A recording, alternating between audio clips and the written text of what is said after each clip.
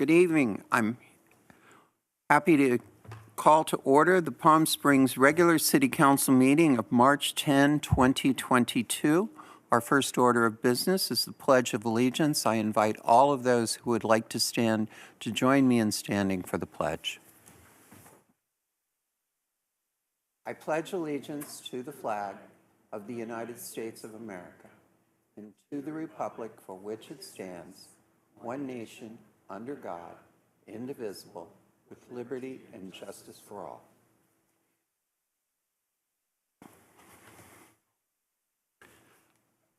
I'd like to welcome our new interim city clerk, Monique Lomeli, and invite her to call roll.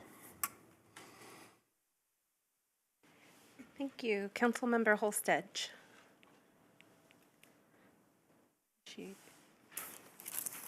Is excused. Okay. Councilmember Coors. Here. Councilmember Woods. Present. Mayor Pro Tem Garner. Here. Mayor Middleton. Present. Thank you. Thank you. I'd like to make a note for all of you who are viewing. City Council is in chambers this evening, along with key members of our staff. We have not as yet opened the chambers to the public. We hope to do that within the next few meetings. This is a first step. It is of having a hybrid meeting, in which case individuals will still be calling in for public comment at the time that the city clerk makes a phone call to you. We will be here in chambers. We also have the ability, when we are able, to call in from a remote location while we continue under these COVID measures. So we welcome, it's a pleasure to be back in chambers, and we look forward to tonight's meeting.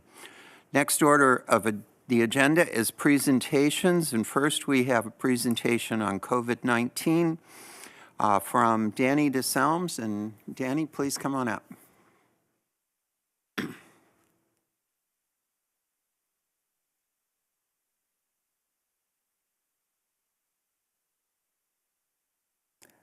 Good evening, Madam Mayor and Council. Tonight I'm going to provide you a quick update. Hopefully this will be the last update that I provide to Council for forever. But so the first slide, we're used to all 8 slides that I'm going to show you. The first one is the state and county metrics laid over each other. We can see that over the past several weeks, we've seen consistent week-over-week improvement. Daily case rates at the state and the county level are now at about 10 just below 10 cases per 100,000 per day, which is significant improvement since we spoke 2 weeks ago. As of today, Riverside County has less than 150 patients, COVID patients in hospitals countywide, and only 22 of those are in the ICU. So significant improvement across all metrics at the county and the state level.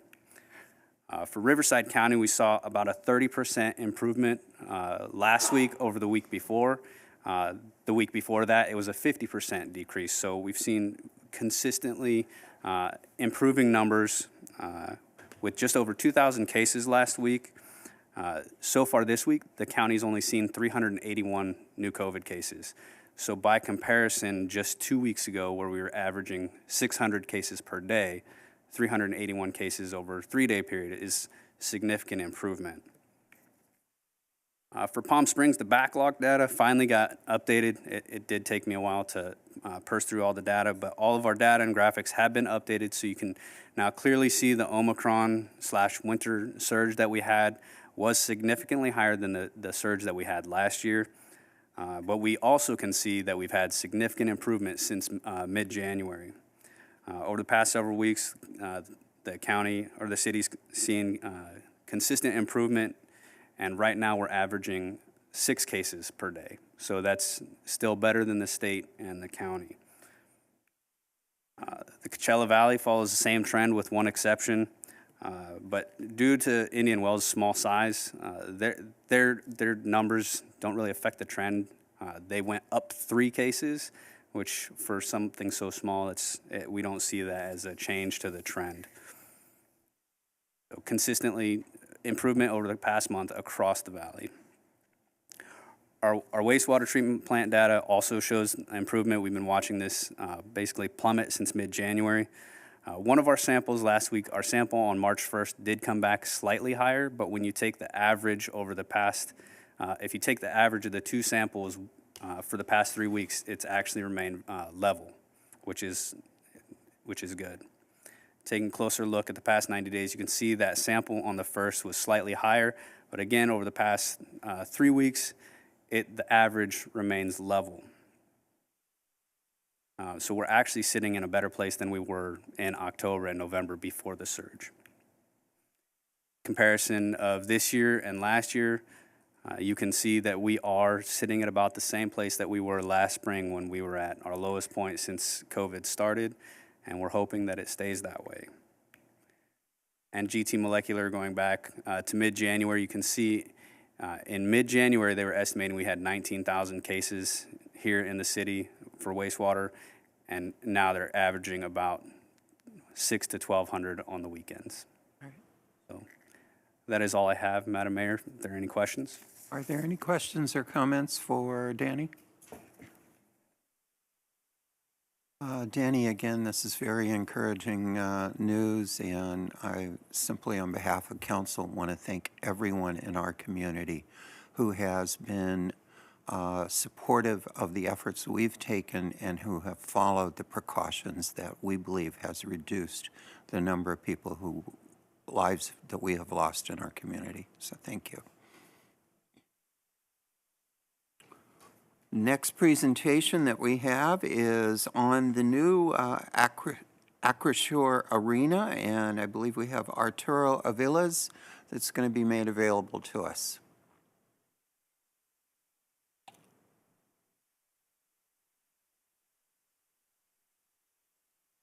Arturo, welcome. Hey, thank you. I hope I have a better connection today. I've done meetings from my home for everyone, so I shouldn't have any problems whatsoever. So let me go ahead and share my screen so we can get started.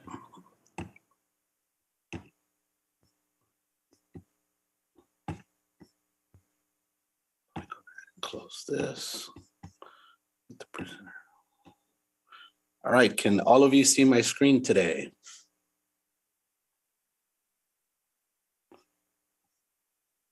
Yes. Perfect, and you guys can hear me clearly? We can, and take it away. Here we go. So on January 26th, we announced our naming rights partner for the next 10 years, and the arena is now Acrisure Arena. As you can see, we are on schedule to open late 2022 of this year, of course. Locally, our ownership is the Oakview Group. I'm sure you guys are aware of who they are. We have a partnership with the Seattle Kraken. We are a farm team for the Seattle Kraken. And we've also partnered with Live Nation, the #1 largest concert promoter in the world, and the Burger Foundation, who owns the Classic Club. We have strategically partnered with Live Nation to bring you the best entertainment in the world. Just to give you an idea of how big Live Nation is, they do over 30,000 events in 40 countries annually. They own the trust of the world's biggest artists, and there is a Live Nation concert every 18 minutes around the world. We are building the most progressive, responsible, and sustainable venues in the world. CV Arena will utilize renewable resources to strive for carbon neutrality by 2025. The facility will be powered by solar almost 100% on non-event days and roughly 30% when we open up. During events, we are targeting net zero waste by measuring and reducing waste, increasing recycling and compostables. And in the future, we want to expand our on-site solar to cover as much energy as we need without having to do any offsetting. We will have a parking lot for 3,000 cars. We have also partnered with Xavier High School for additional parking. As you can see, we will have 3 large marquees by the I-10 to promote events. So it is right next to the Classic Club.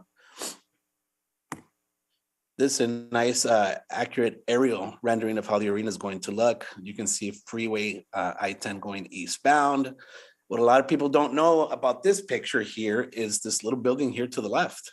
So there will be an ice skating rink in here and one inside the arena. So we will have two. This will be the community ice skating rink that will be open to the community. This is a rendering of how the arena is going to look when we have concerts. As you can see, we will cover the ice for events and we will provide floor level seating. The arena was designed to create an intimate experience. 90% of the seats are in the lower level. So this is all actually general admission. All the VIP and club seating is at the top. This is a rendering of the arena when we have hockey games. This is an accurate rendering of the main concourse. We have modernism interior design. We type texture and materials. We use light colors to evoke happy, energetic, peaceful moods. But we also added black, gold, and silver to provide a night of elegance for you guys. This is a rendering that shows the Bunker Club, VIP club, very exclusive, very fancy. We'll provide upscale hospitality, the best in the world. And this is just the seating. All the suites are at the top, right? These are all suites right here, which you see in gray. And then this is club seating right here in this horseshoe here. These are general admission tickets. These will be floor seats. And there is a VIP club below. It's called the Bunker Club. But there's also VIP suites here at the top that you can share with others. And the VIP entrance will be on the west side. The parking lot will be right next to the arena, and you will have exclusive entrance through this entrance here and this, and then general admission will be that long parking lot that we saw in that picture earlier. We will offer 100+ nights of events, 36 hockey games, 40 concerts, 30 other events such as boxing, basketball, UFC, Disney on Ice, WWE, and much more. As I mentioned before, the arena was designed to create an intimate experience. The capacity for concerts will be up to 11,500, and the hockey capacity will be 10,000. Sorry, I'm trying to go a little quick. We do have a new website. It's acrissurearena.com. You can register to our newsletter there. Just to tell you a little bit about the Firebirds. The Firebird is a spiritual descendant of the Kraken. The Kraken is in the deep, dark ocean below, and the Firebird rises out of the flames to soar high above. We are the yin and the yang to each other. We have opposite colors. Our primary color is red alert, but we have the ice blue eye, and their primary color is ice blue, and they have the red alert eye. So it's supposed to represent fire and ice, sea and desert. This is our secondary logo up above here. You can see the mountains to represent our beautiful mountains here in the valley. And you can see a palm tree here with 9 fronds. Each frond represents a city in the Coachella Valley. We will also have both logos in special color variants to represent diversity. These are pictures that were taken by a drone February 9th. As you can see, we are moving very, very fast. We had our topping off ceremony a few weeks ago, and now we're covering all the steel. So we are on schedule to open late 2022. Something that I'm really proud about is the community events that we're doing, right? We're running community street hockey with various youth recreation organizations in the entire Coachella Valley. Shannon Miller, who is our VP of Community Relations and Branding, is a Hockey Hall of Fame coach who won an Olympic medal, and she is heading the street hockey clinics. You can see her there in the picture right here, and these are some of our partnerships. ACES program is going to be running 21 different programs in 21 sites. We have the YMCA. We also partner with Desert Sands, Desert Recreation District, and the Boys and Girls Club, and many other organizations. This is a retail store. It's on El Paseo, across the street from the Apple Store. If you guys want to get any merchandise, you can also visit cvfirebirds.com. And we are taking deposits for season tickets. At the moment, we are at 4,700 spoken for. We only reserved 5,000 initially, so they are going pretty quick. And that is it. That is my presentation. Are there any questions for Arturo? Or any comments?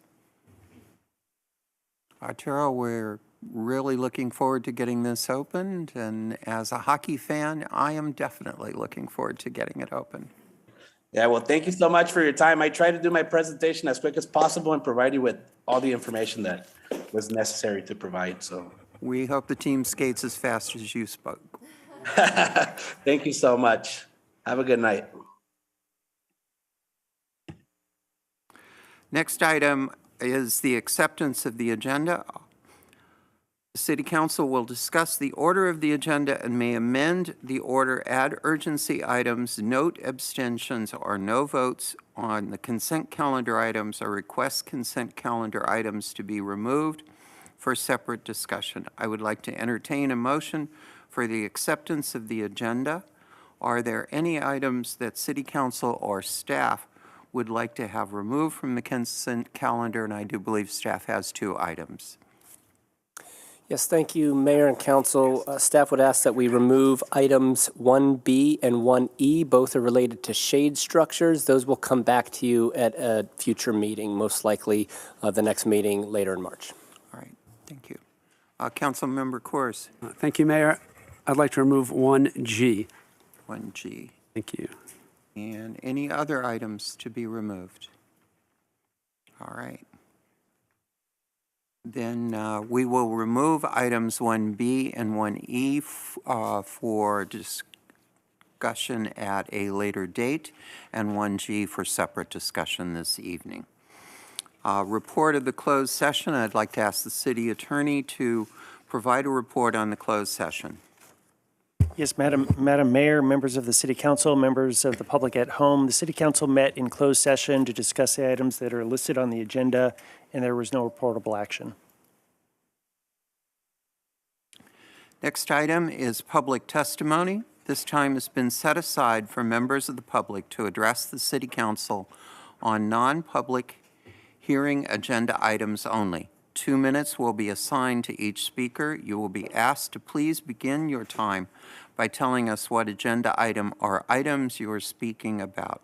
Please note that testimony for public hearings will be taken at the time of the public hearing, and the general public comment for subjects not on the agenda will be taken later this evening. Tonight, the city clerk will begin by contacting the speakers via telephone. Ms. Lomeli?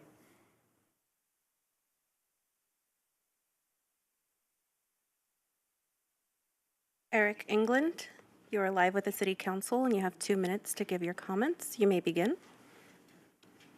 Greetings from here in Spain, England. We live at 555 West Baristo Road and are back fence neighbors with the Picasso timeshare on Panga. I speak tonight on behalf of myself, but also other back fence neighbors. We do not want a timeshare in our neighborhood. Why? We are a quiet residential neighborhood. Having 8 new neighbors in a timeshare is inconsistent with the residential nature of our neighborhood. Here's a recent example. This past weekend, we had the displeasure of one of those 8 neighbors, Bella the dog. Over a 3-day time period, we had multiple contacts with 2 different Picasso employees where we were respectful and simply asked that Bella the dog not continuously bark. We were assured that the people there were, quote, nice, unquote, and that they would be gone over the weekend. One of the Picasso timeshare property managers did say he would speak to the timeshare owners, and there was a change. Instead of just bark, bark, bark, we now heard bark, shh, Bella, bark, shh, Bella, bark, shh, Bella. We deem ourselves to be reasonable people and assume Bella's owners are reasonable. But multiply the Bella situation times 8, and you have a train wreck in a residential neighborhood caused by an illegal timeshare. Please say no to Picasso. Why destroy a stable, quiet neighborhood to a Picasso business model, which appears to us to be an end run around residential zoning? To us, it's as simple as the old saying, if it looks like a duck, swims like a duck, and quacks like a duck, then it's probably a duck. Picasso is simply an 8-family timeshare. Thank you, sir. Your time is up. Thank you. Thank you.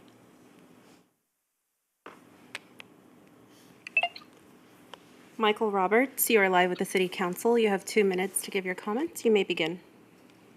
Thank you. My name is Michael Roberts. My wife and I are very happy to own a home on Calle Palo Fierro in Indian Canyons. Thank you for the opportunity to speak. I don't have a strong view for or against Picasso, but I do have strong feelings about the city's dealings with Picasso and where things stand tonight. These views are based on assumptions, which you should feel free to correct if they're wrong.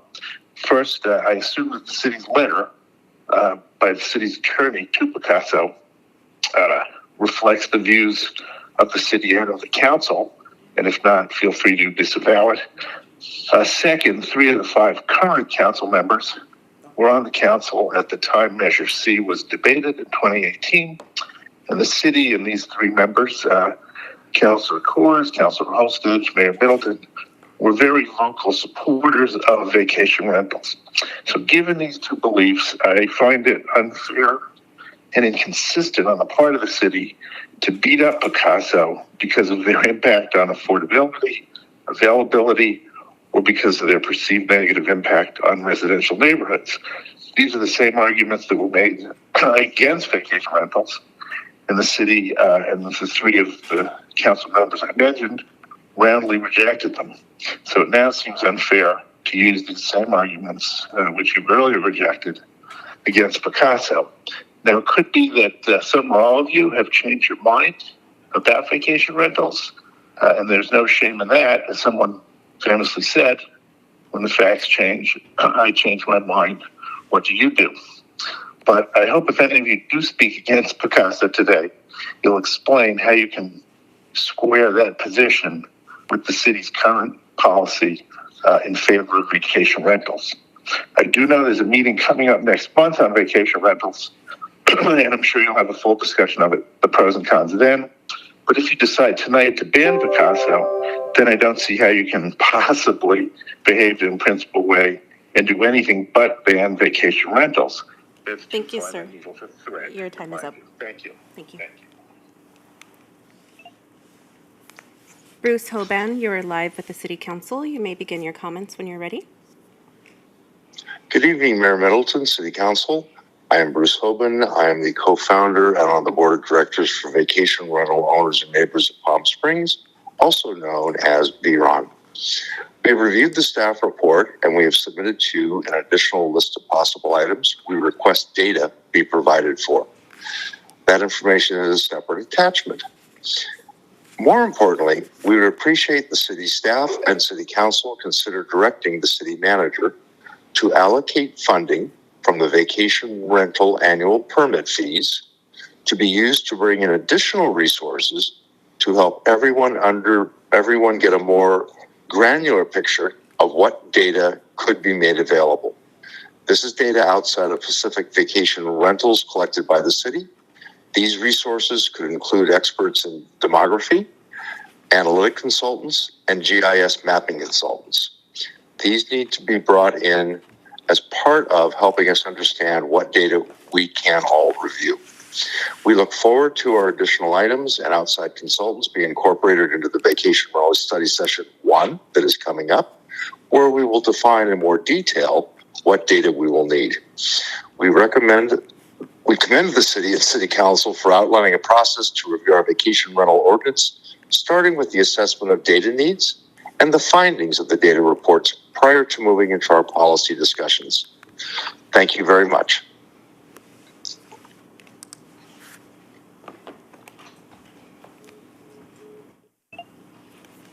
Aftab Data, you are live with the City Council. You have 2 minutes to give your comments, and you may begin. Good evening, Mayor and City Council. Aftab Data, President of Palm Springs Hospitality Association. We had our Board of Directors meeting this morning. We took a position and we were able to send you an email regarding our position. And I won't take too much time, but to just let you know that you have all the pertinent information that you needed, and I will exit. Thank you.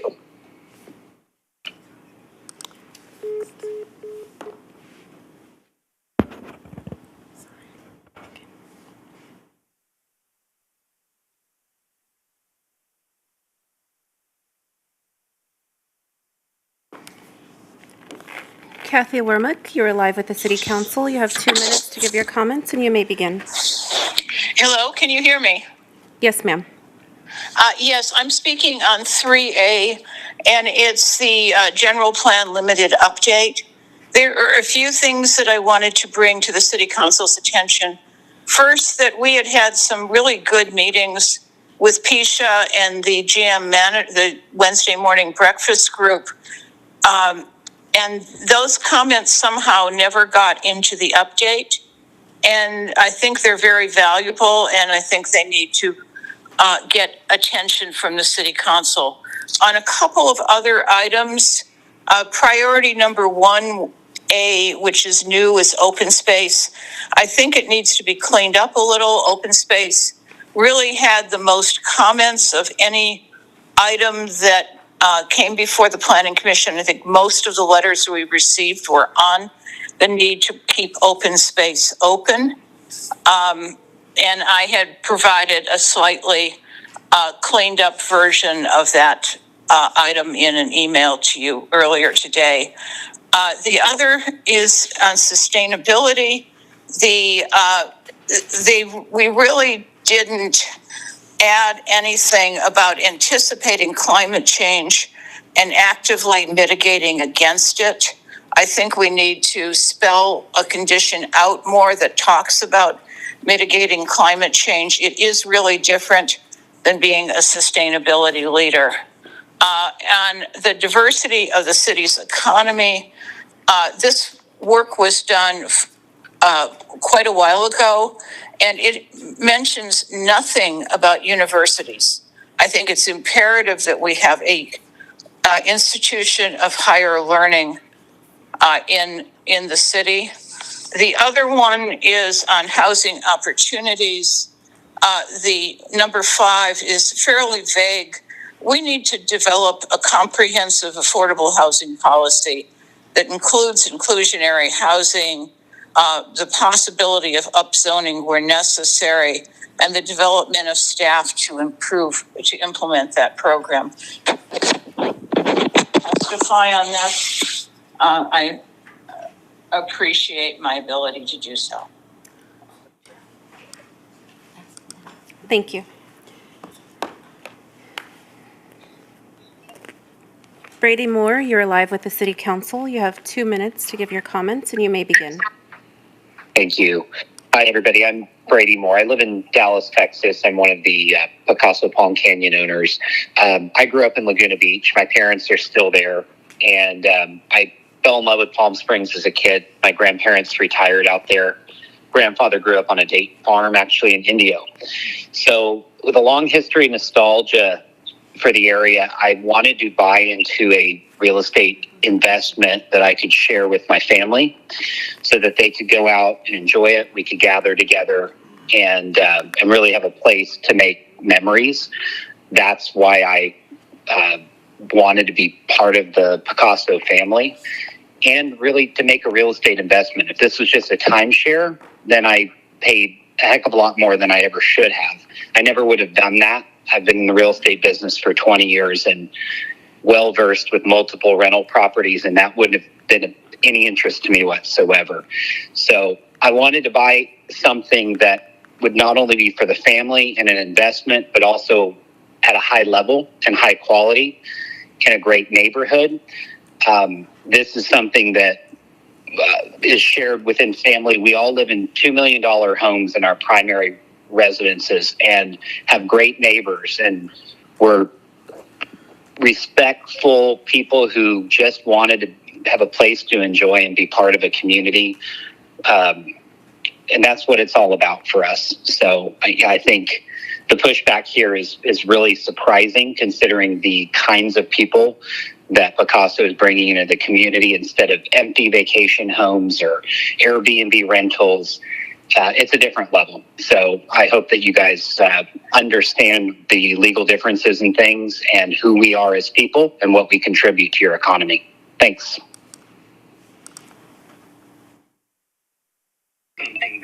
Bruce Bauer, you are live with the City Council, and you have...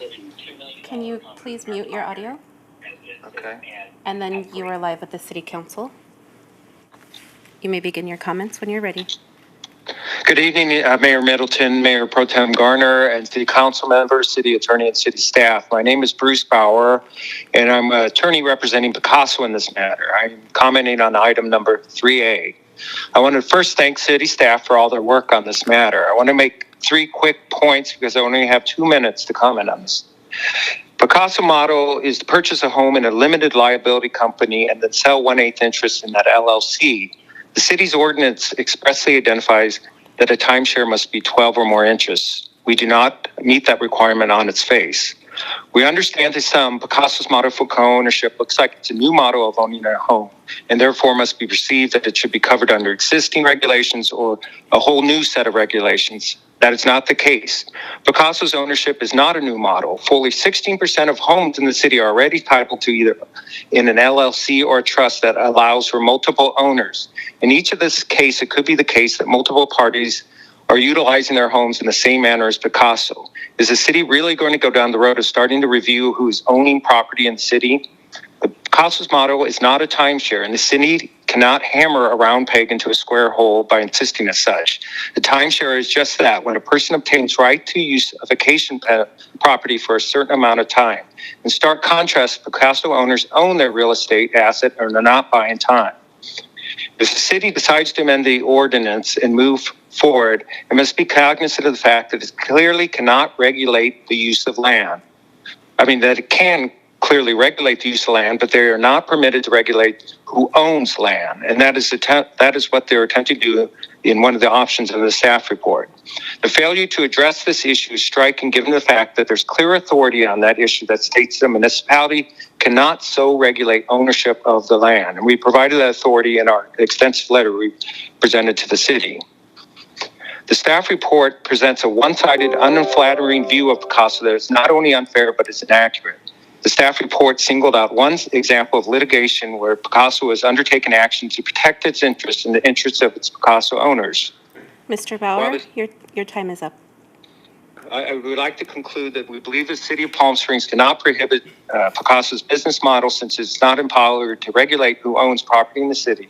We respectfully request the city withdraw its cease and desist or engage in further discussions with Picasso regarding those issues. Thank you. Thank you. Mayor, that concludes public comment. Please note there was one speaker that we could not reach. All right, thank you. Next, we have City Council, Subcommittee, and City Manager comments and reports. Are there any reports from City Council members?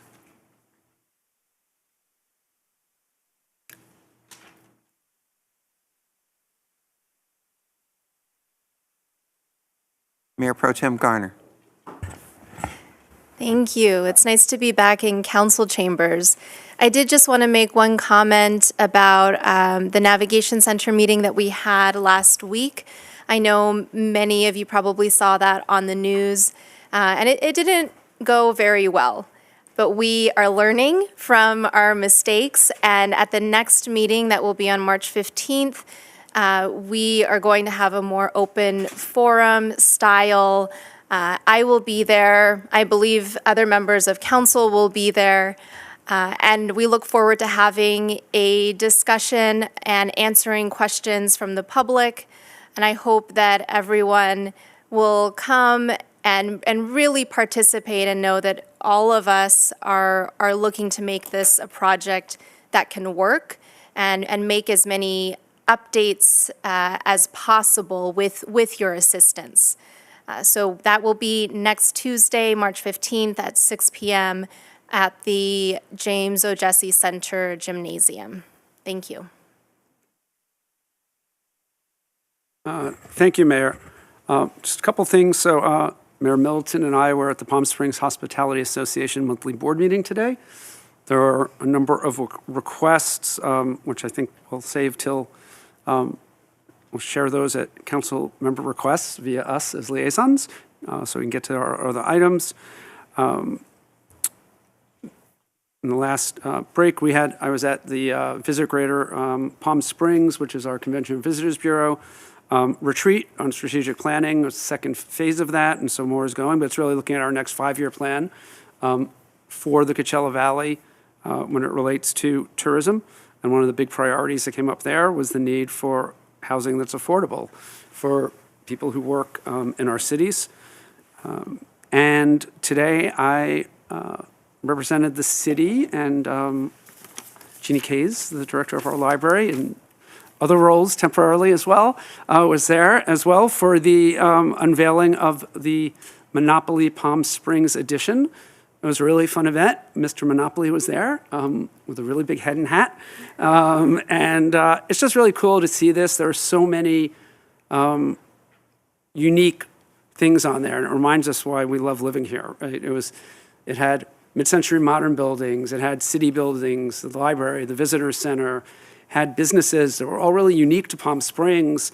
They had 3 nonprofits. So it was just a really cool thing. And one thing in my conversation with them, so in the history of Monopoly and in the 20 years of doing city editions, it's the first time they've had anything that was LGBTQ, which is on the one hand surprising, on the other, of course, it's going to be in Palm Springs. So they had Cinema Diverse, our LGBTQ film festival, is one of our unique events, and they even had a rainbow flag on the cover. They also had pink flamingos, which, by the way, have nothing to do with the LGBT community. I just own those. But it was a really fun event, and they'll be available to purchase in places for residents and for friends who want to take it home, and it'll help promote our city around. But it'll be fun to play a game so many of us grew up with Palm Springs instead of places from the East Coast. So thank you, Mayor. Okay.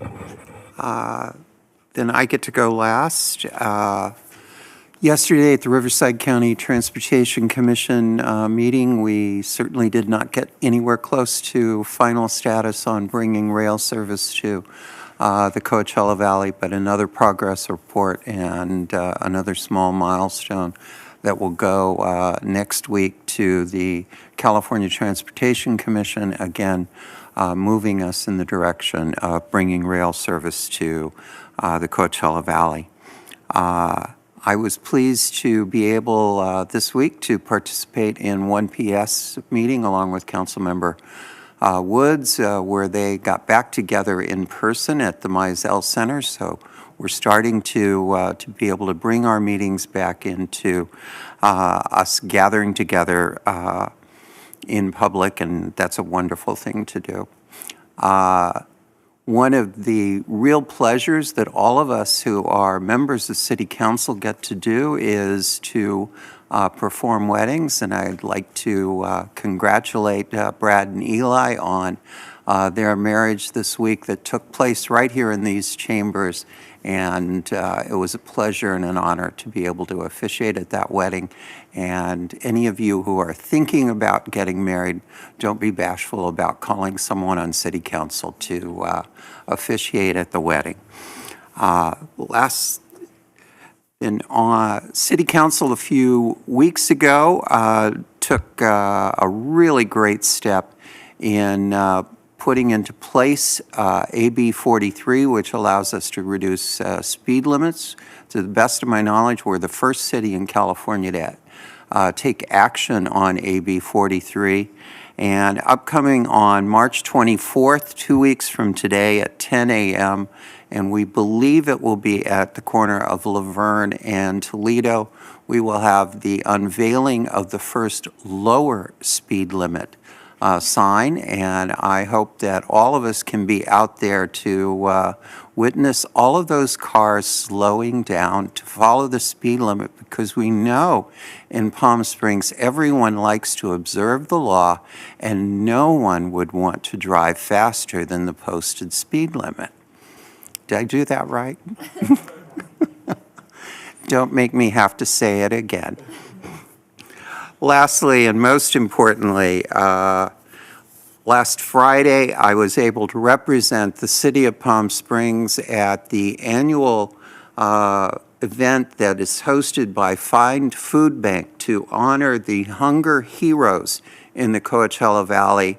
And the city of Palm Springs was recognized as one of those hunger heroes. The only other city to receive such recognition was the city of La Quinta, This recognition for our city is the result of our expansion of food banks in our community, for which Mayor Pro Tem Garner has played a tremendous role, and she really should have been the one there to receive the award. But hunger in our community remains a very serious issue.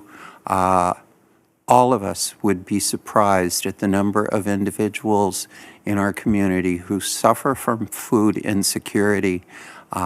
There are very few organizations that I've encountered in my time in the Coachella Valley that does the kind of consistent, professional, high-quality work that Find Food Bank does. They do have a telethon coming up in April, and I hope everyone in Palm Springs participates in that telethon. Thank you. With that, the next staff, are there any comments? Excuse me. Next item is the consent calendar. I will entertain a motion to accept the consent calendar without the following items that have been removed for separate discussion, item 1G and then 1B and 1E, which have been removed for being held at a further agenda. Is there a motion to approve? Oh my. Our technology amazes us. Roll call, please. Or we don't have. Wow. We are out of practice in using our electronic toys. All right, thank you. Then we will move on to item 1G.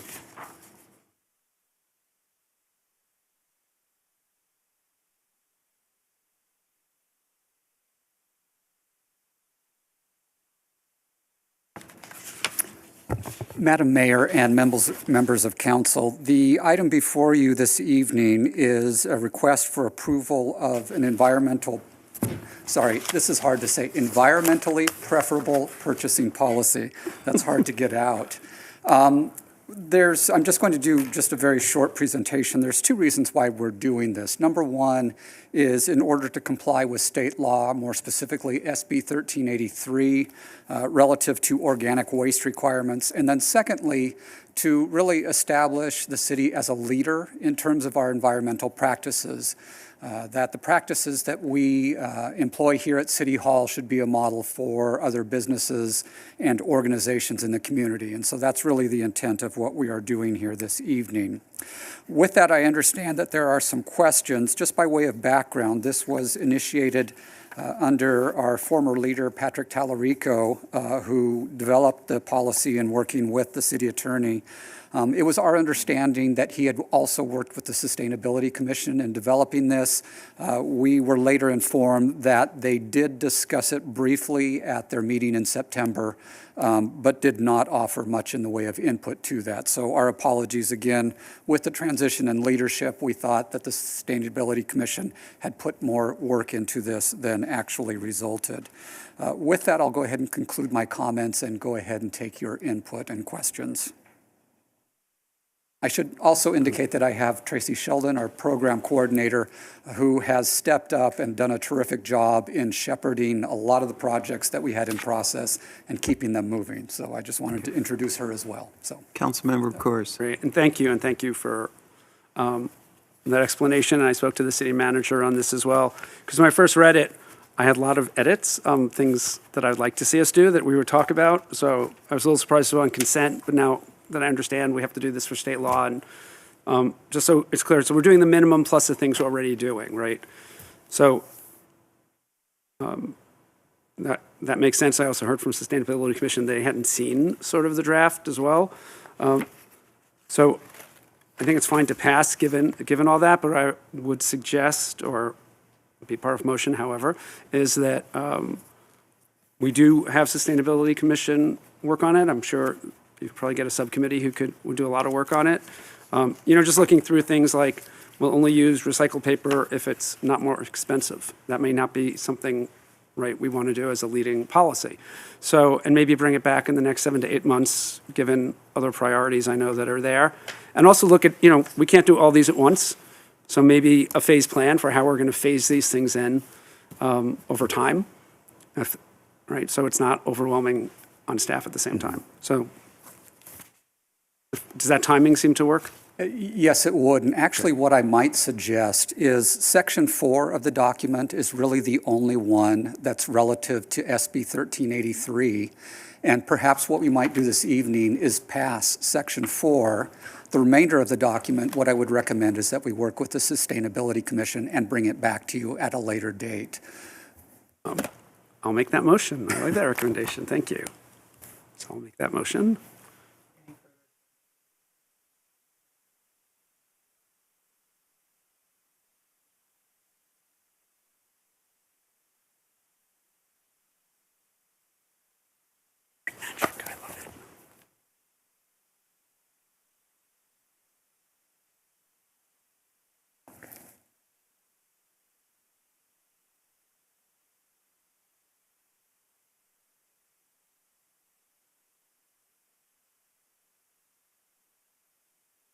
Hearing to consider a request by Maudlin Homes for a change of zone from residential mobile home to single-family residential of an undeveloped 1.35 acre parcel located at the northwest corner of Sunny Dunes and Sunrise Way. Staff report, please. Madam Mayor and members of council, our first public hearing item this evening is relative to a change of zone request for a parcel located on Sunrise Way and Sunny Dunes. In terms of the application, it's requesting to change the zone from RMHP, which is mobile home park, to R1C, single family residential. The proposed change of zone will bring the property into conformance with the general plan designation for the site, and the property owner's intent is to develop 4 single-family homes on the property.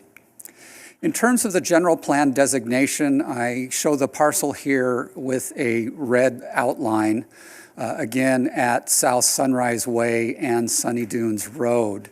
The parcel is designated by the general plan as very low-density residential, which allows up to 4 units to the acre. And so the proposed change of zone is consistent with the general plan designation for the site. One of the things I should mention is that when the general plan was adopted in 2007, this was one of the changes that was made as part of that general plan update then. The city should have followed up and rezoned the property at that time. However, due to a reduction in staffing, we were not able to proceed with many of the rezonings as a result of that 2007 general plan update. The property owner is requesting to rezone it at this time to be consistent with the general plan. The southern portion of the site, right there at the intersection of Sunny Dunes and Sunrise Way, is already existing zoned as R1C, single-family residential. What they're proposing to do is to rezone the northern majority of the site to R1C to be consistent across the entire site. As I had mentioned, they do intend to develop 4 single-family lots on this property. You can see the configuration here in terms of the residences that are proposed. They will essentially be consistent in terms of architecture and footprint with the homes that were built on Sunny Dunes, on the north side of Sunny Dunes, just around the corner. The Planning Commission reviewed this item at their meeting in late January and recommended approval of the rezoning by a vote of 6-0, finding that the proposed request was consistent with the general plan. In addition, they also conditionally approved a tentative parcel map for the site, conditioned upon City Council approval of the change of zone. With that, Madam Mayor, that concludes my presentation. I'd be happy to answer any questions, and a representative for the applicant is also available via Zoom this evening. Are there any questions for staff? Mayor Pro Tem.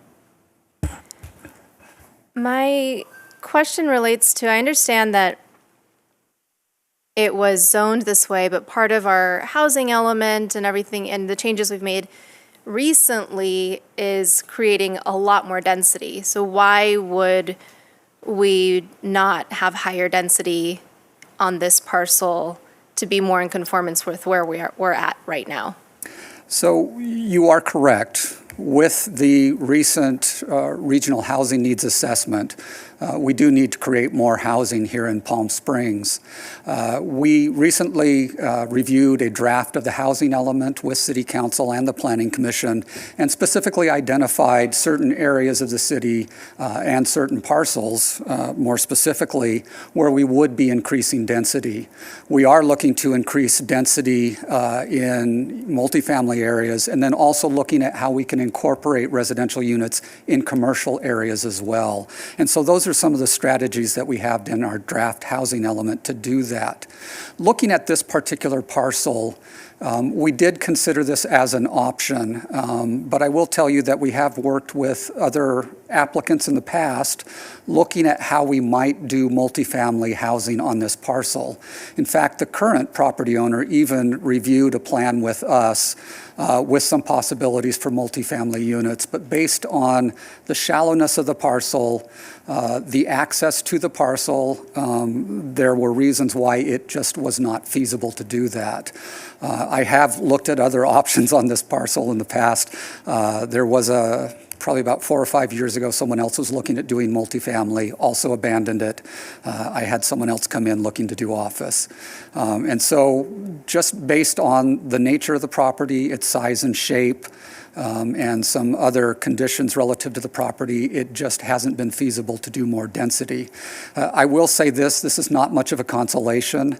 The proposed site plan for the 4 units do include accessory dwelling units, but again, they are single-family residences. So just to follow up to that, thank you. That helps a lot to know the history of that plot.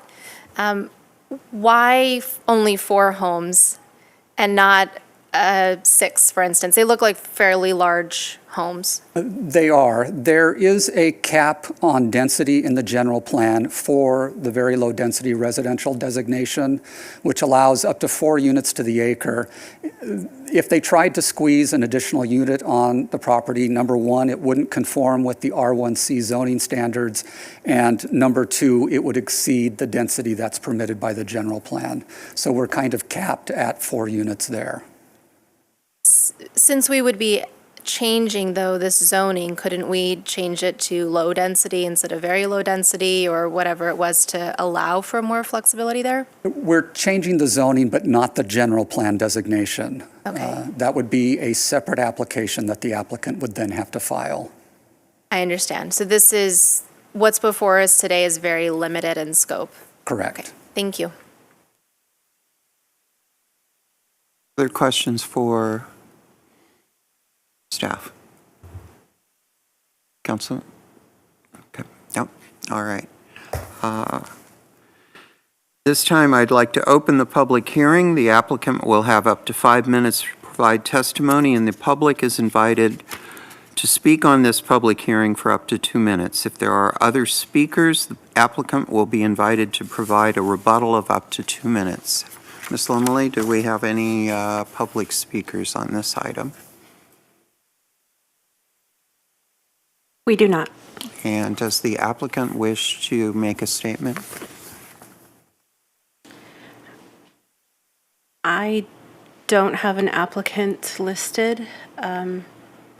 See, I believe Emily Watts was going to be available via Zoom. I don't know if IT has her in the waiting room. It's not required, but. There she is. All right. Welcome.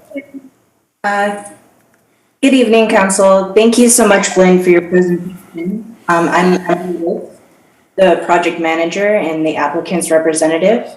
4 single-family homes are the most appropriate use for this remainder parcel because it conforms to the general plan designation, is an extension of the neighborhood context, and it would provide a buffer for the mobile home park.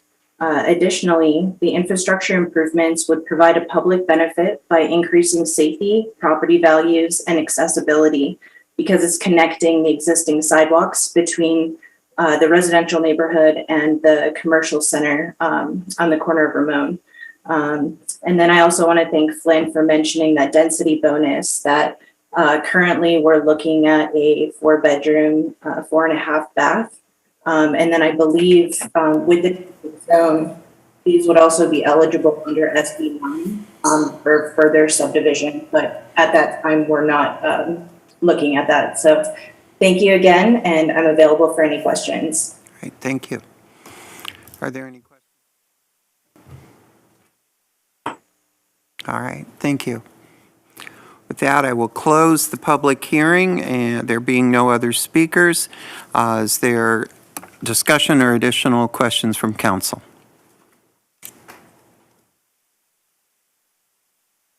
Councilmember Woods. My mic is on. Thank you, Mayor. Am I on? No. Yeah, I'm on.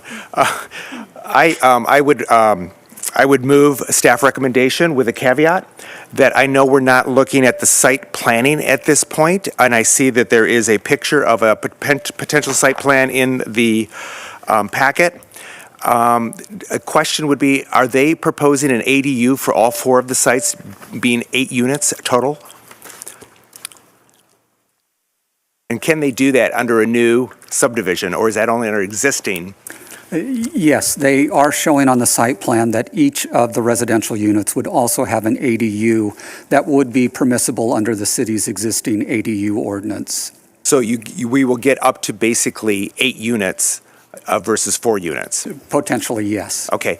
Concern during the site planning process is Sunrise, is an arterial or collector, whatever it is. We really don't want cars backing out. I see that under the schematic that's been done, there's a hammerhead. But if you are parking additional cars for an ADU, that hammerhead may not be free. There's a concern about that as the Planning Commission looks at it. It would be I just don't want to see us approve something with this many driveway curb cuts on a major arterial causing conflicts and potential accidents. But I support the change of zone. Thank you.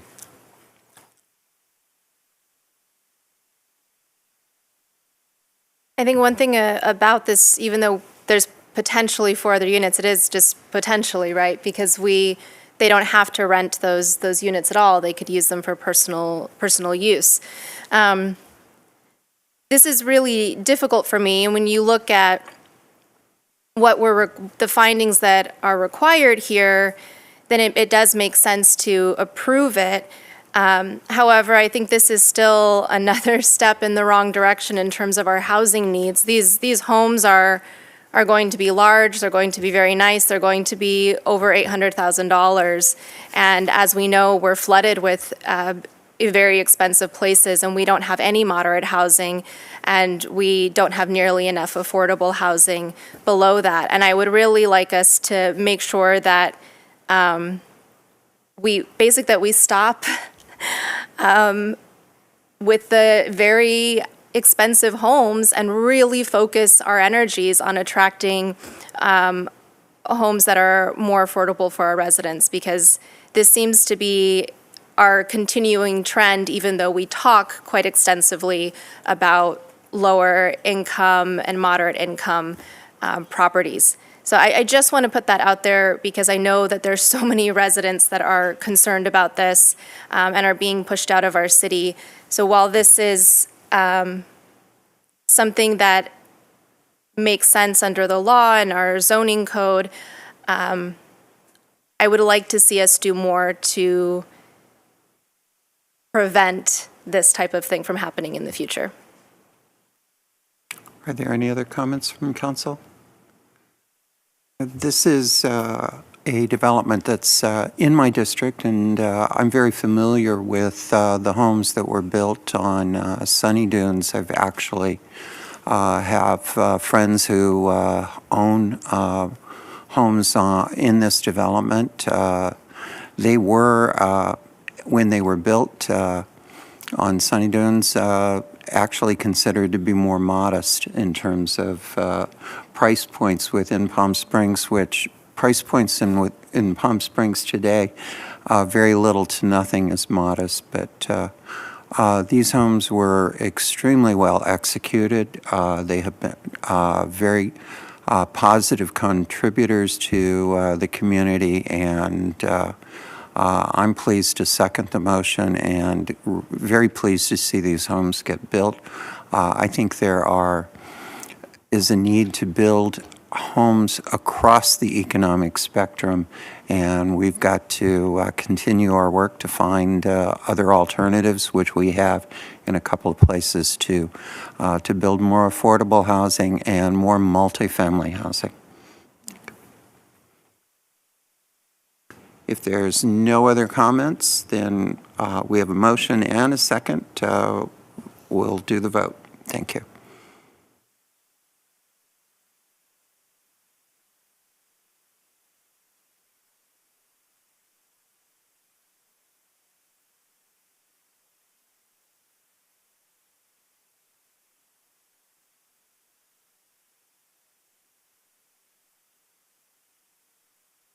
Ms. Limley, is the vote being recorded? Our screen is.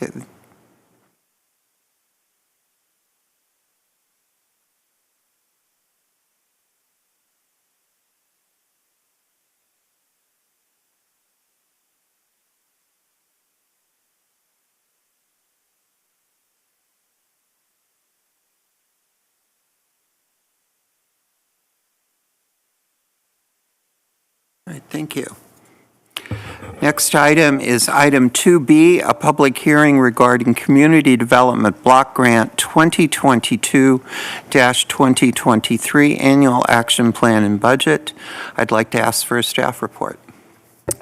Thank you, Madam Mayor, Mayor Pro Tem, and council members. This public hearing is the first of two public hearings for the Community Development Block Grant, or Cdbg, funding allocation process. A public hearing is required to take public testimony before the annual action plan is made available to the public for review. A second public hearing is required for the City Council to approve the annual action plan, estimated to take place at the April 21st City Council meeting. As discussed at our February 24th City Council meeting, proposed allocations of the Cdbg funds are as follows: $289,000 for public facilities. That consists of $279 for shade structures over playground equipment at Demuth Park and Baristo Park, and $10,000 for the city's home repair program. $55,000 for the mandatory Fair Housing Council services, and that would come under the public services category for Cdbg. And $86,000 for administration, for staffing, consultants, and program administration. So staff is available to answer any questions you may have before hearing public testimony. Are there questions for staff?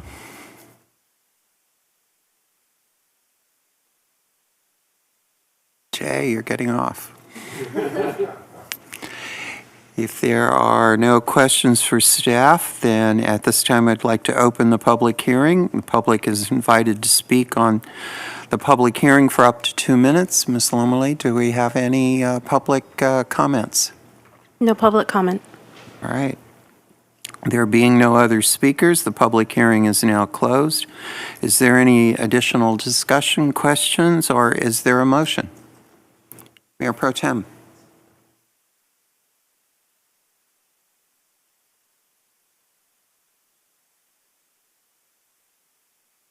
With Cdbg funds because of how difficult it is to allocate to community groups. That doesn't mean that community groups cannot benefit from city money during the budget process. Is there a second? There being no further discussion, a vote please.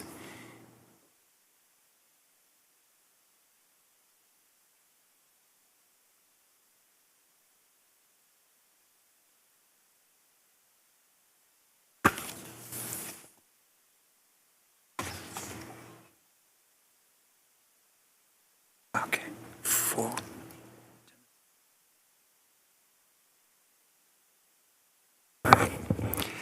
Jay, thank you. Thank you.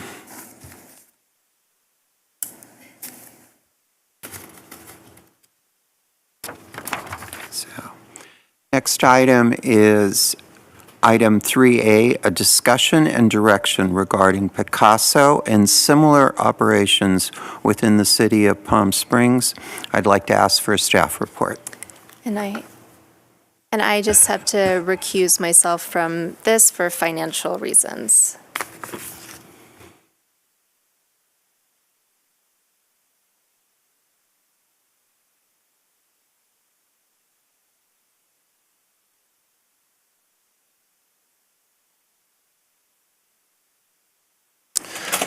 Madam Mayor, members of the City Council, the item before you tonight is a discussion, and it's really a policy discussion in terms of how the city would like to address a relatively new business model that has emerged within the city of Palm Springs and throughout other communities.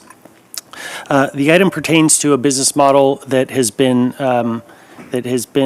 brought into our community by a company called Picasso. And even though we're talking about Picasso, it's important for the council to remember that what's being asked is really a broader perspective than just Picasso. It's really about the business model that Picasso is proposing.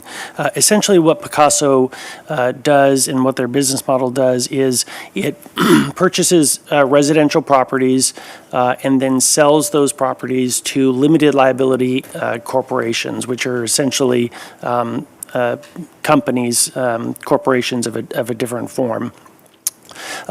Picasso then arranges for up to 8 purchasers of that limited liability company to come and invest in that limited liability company, which then acquires the residential property. Picasso then provides property management services to the LLC and its members that owns the residential property, provides cleaning services, provides property management services, and the owners of the LLC are entitled to exclusive use of that residential property by way of a contract that they have through the LLC, and then the LLC also has a service contract with Picasso. The LLC can, if it wishes, terminate that agreement with Picasso and thereafter essentially just own the property through their LLC without any regard to Picasso. But the intended business model is for Picasso then to also maintain a business relationship with the LLC. The City of Palm Springs has a municipal code provision that prohibits timeshare projects within single-family residential zones. And the definition of timeshare project is included in our zoning ordinance, and then it references our timeshare tax ordinance, which is in a separate section. Based on the City Attorney's Office's review of the city's timeshare ordinance, it's our belief that Picasso's business model does fit within the definition of timeshare. And as a result, the city has sent a letter to Picasso indicating that we believe that their business model falls within the definition of timeshare in Palm Springs and therefore is prohibited within single-family residential zones.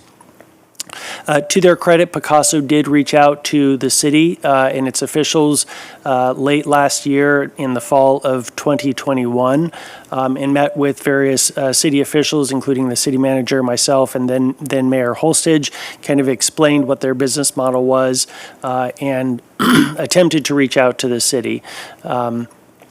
And they did that before we sent the letter to them. After we sent the letter to them, they engaged local legal counsel, and that legal counsel was a public commenter earlier, and he is available on Zoom should the city council want to talk to him or ask him any questions.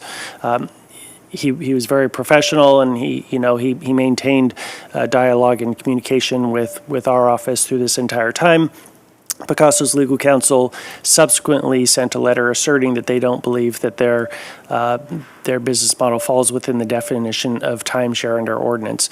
Our office continues to believe that it does, notwithstanding their protestations to the contrary. So that leaves us with kind of a policy question for the council in terms of whether the council wishes to continue with our current ordinance, enforcing that against Picasso and their timeshare in their business model. Picasso has purchased and sold one residential property that we're aware of within the city. Based on what they told us in the fall of last year, they also had 4 other properties that they were marketing. It's not known whether and how much the LLC interests in those other properties have been sold, but that was what we were aware of as of late 2021. One option, as I mentioned, would be to continue with our current ordinance, enforcing that against Picasso and their business model. Another option would be to direct staff in the city attorney's office to update our ordinance to more specifically prohibit their business model and other business models like Picasso's. Our current timeshare ordinance was updated in 1984, and so as you can imagine, this particular type of business model was probably not envisioned in 1984, even though the text of our ordinance does fit within what they are doing. This specific type of business model may not have been envisioned at that time. So should the council want to more clearly and explicitly prohibit this type of business model, it would be recommended that you direct staff in the city attorney's office to bring back an ordinance update. And several other communities, certainly within California, have been doing that. The city of St. Helena, which was sued by Picasso about a year ago, they are currently in the process of updating their ordinance. The city of Hermosa Beach is also updating their ordinance, and those are just 2 that we're aware of. Picasso's counsel sent a letter to the city earlier today where they indicate that there are other communities that they've worked with to try and regulate this particular business model. While I'm not aware of any and they didn't cite any of those communities in their letter, the third option would be for the city council to take more of a regulatory approach rather than prohibiting this business model and regulating the use similar to the way the city has done with vacation rentals, which is a very strict ordinance that carries with it very severe penalties. So those are just 3 options. There may be additional options, but those are the 3 that staff have identified. That concludes my presentation. I'm certainly available to answer any questions that the council may have. Are there questions for staff? Councilmember Coors. Thank you, Mayor. And I appreciate that we're looking at this from the policy perspective. And clearly, you can change ordinances in many ways, and it's 38 years is a long time, actually. But one thing on what our current ordinance says, because I think it was mentioned by counsel for Picasso, that it doesn't meet it because our ordinance, and that's one section that's not in the staff report, they only have 8 owners and our ordinance talks about 12.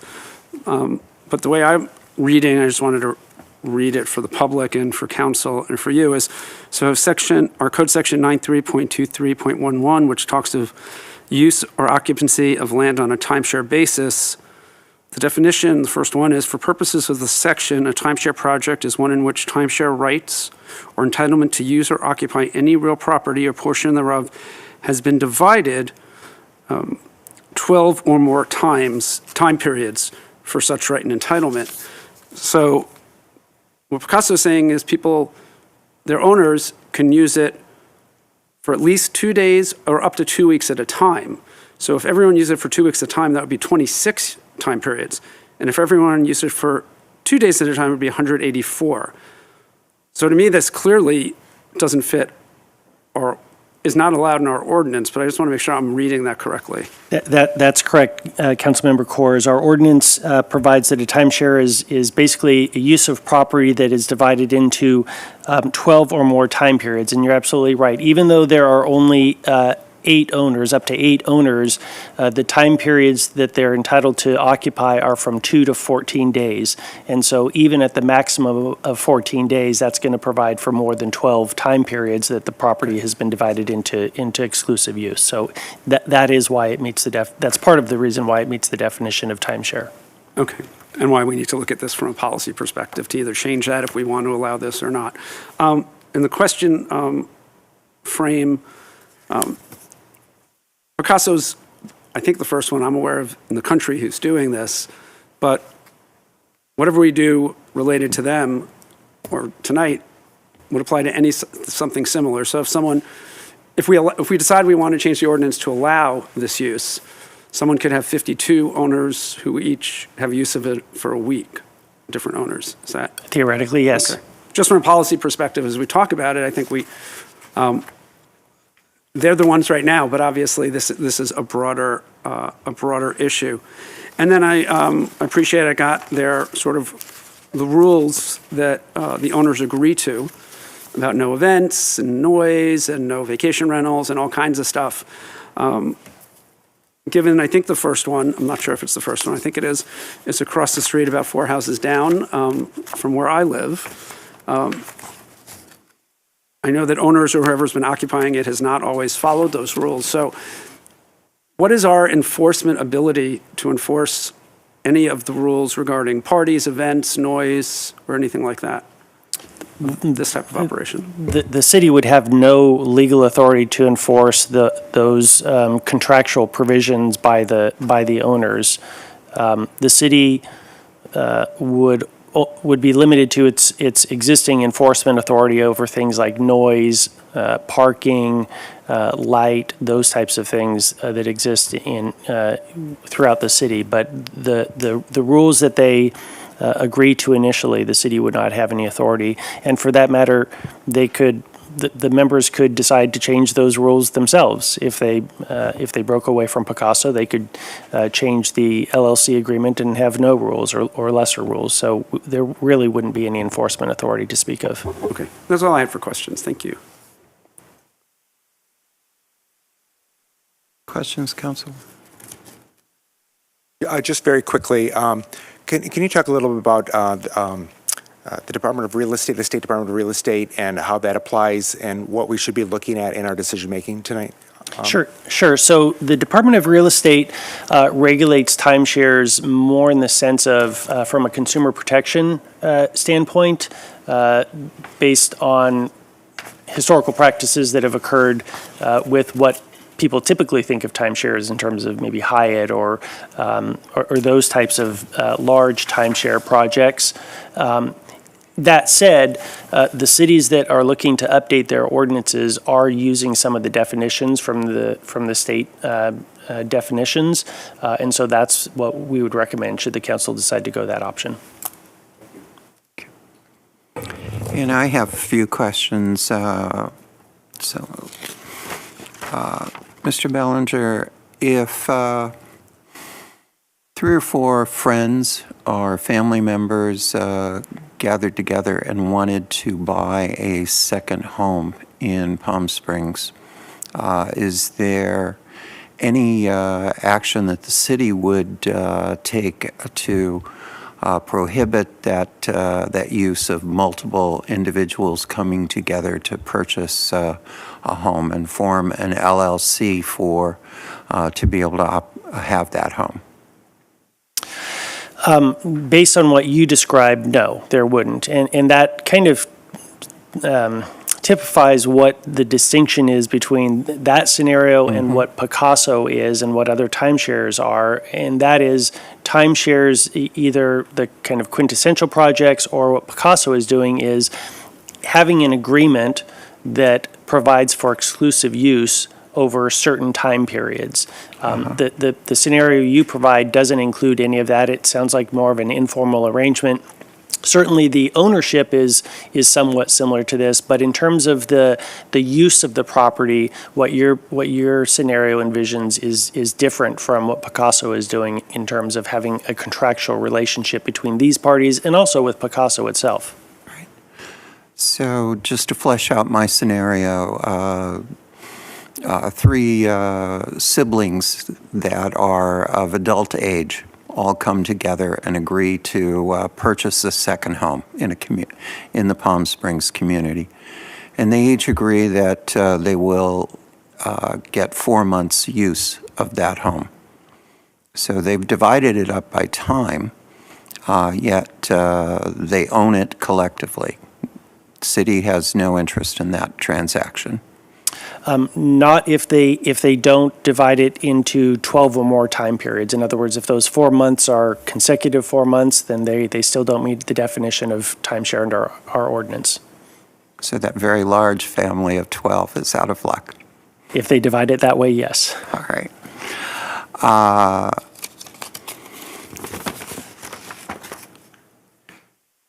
One of the questions that we have to answer as we move forward with this is whether or not housing supply is a legitimate public policy concern. Is that something that we can consider as a factor as we decide to move forward? Yes, I believe it is. And I know that some analogies have been drawn to the city's vacation rental policy. And I think it's important to remember that the vacation rental ordinance, Palm Springs vacation rental ordinance, is premised on the idea that those residences are primarily used by the owner, and the vacation rental use is an incidental and an ancillary use. What's being proposed by the Picasso model is pure secondary vacation home use. And I think that's a fair distinction to be made when we're talking about housing supply issues. All right. So would we have the authority under California law to limit the total number of properties that could be available for fractured ownership? I think the city would be allowed to cap the number of residential properties that meet the definition of timeshare, whatever that is, either existing timeshare definition or a revised definition, yes. All right. And the Picasso business model has been one that has been oriented towards luxury level homes.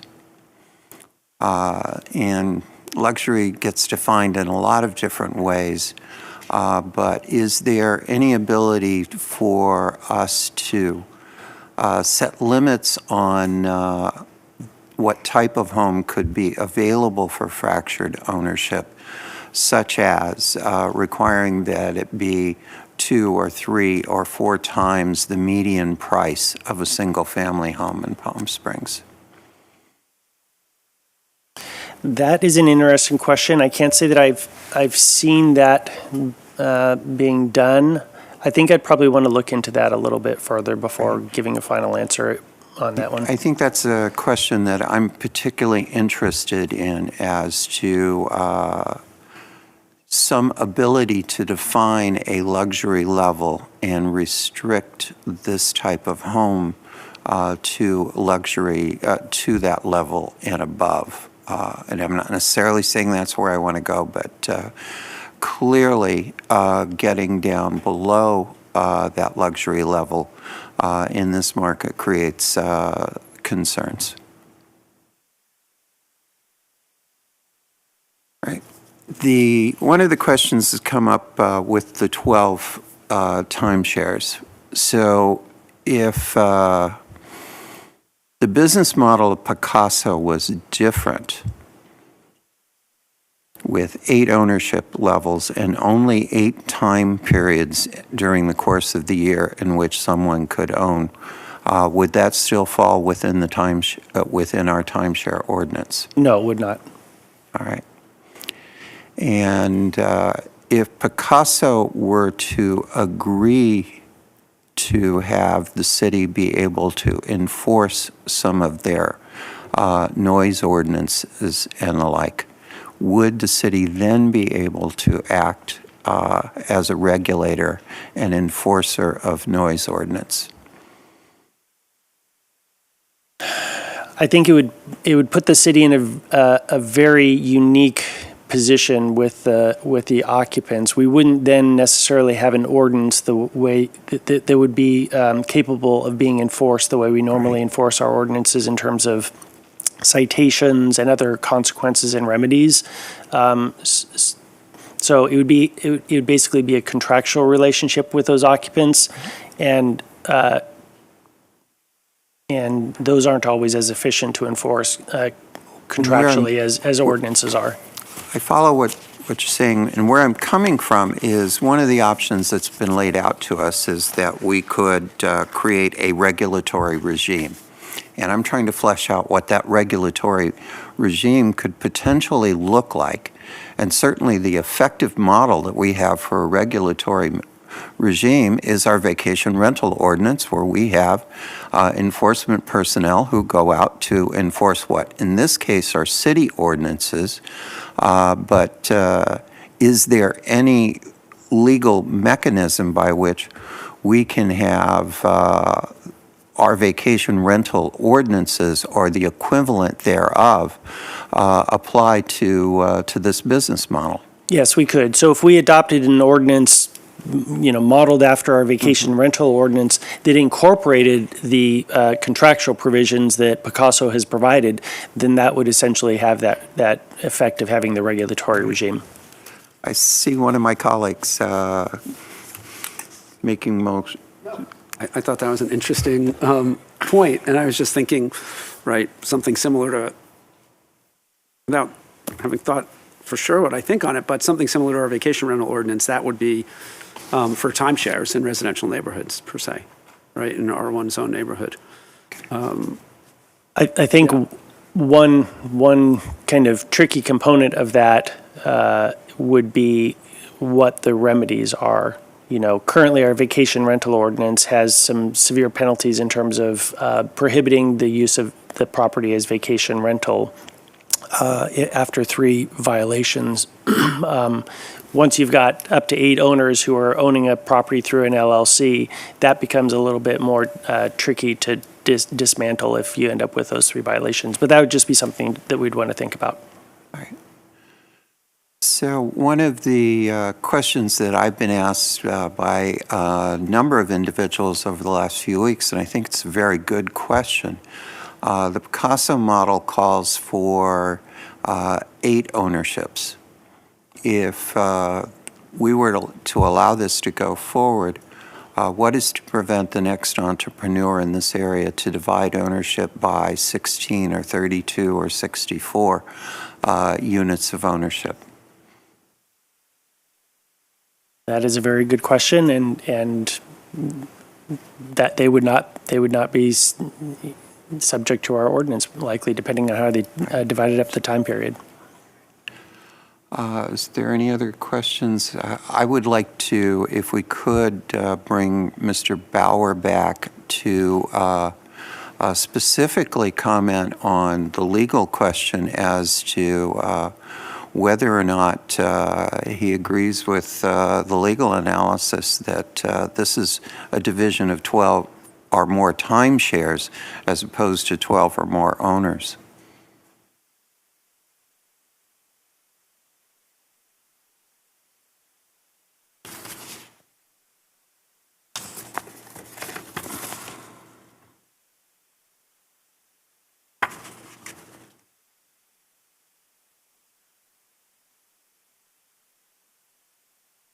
I believe he was provided the Zoom information. Let me confirm with staff that he's in the waiting room.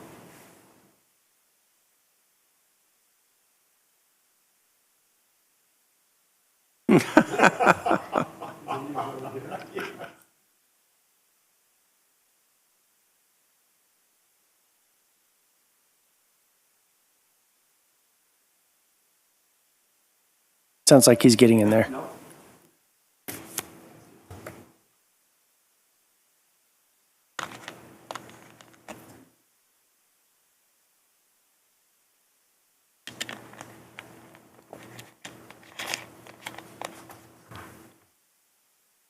And for the public, we are working to bring Mr. Bauer into the conversation. There he is. Hello. Welcome. Hi. So we have a dispute among attorneys as to what the meaning of the 12 divisions of time is, and I'd like to give you an opportunity to comment on Mr. Coors and Mr. Ballinger's reading of the ordinance. Well, we categorically oppose that view. I mean, the view that you that Publicly are working to bring Mr. Bauer into the conversation. should I wait until that happens, or? There he is. Hello. Welcome. Hi. You need to turn your volume off because you're getting the delay of our meeting. Among attorneys as to what the meaning of the 12 A little bit. There you go. to comment on Mr. Coors and Mr. Ballinger's reading of the ordinance. All right. Well, we categorically oppose that view. I mean, the view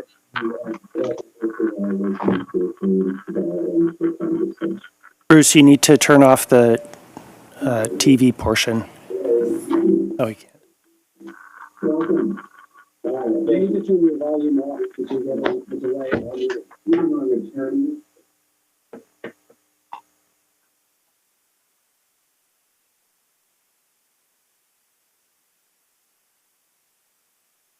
With your volume off, you should be able to proceed.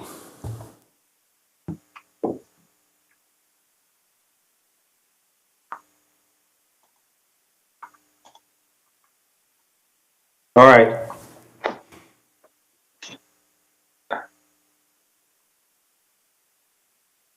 Please proceed.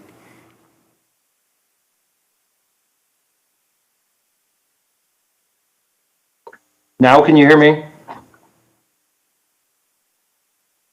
Yes, we can. All right, I'll try this again. Now, we have a starkly different view of whether the city can regulate the Picasso in the manner suggested by the city attorney. First of all, there have been numerous communities in the state that have allowed this. Indian Wells, Mr. Ballinger was the attorney at the time, had issued a notice of violation that they rescinded in April of last year. So we can provide a list of those communities which were operating and they're permitting this this model. And also, as we pointed out in our letter extensively, there was actually a contrary opinion that was presented by a partner with Best and Krieger that the city in St. Helena could not regulate the ownership of land as we believe the city would be attempting to do in this instance.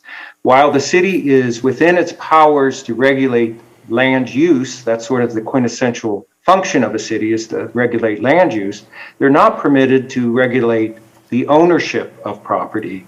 And so what they would be doing in this instance, they'd be taking a look at who's owning property in the city, and we don't believe that is permissible.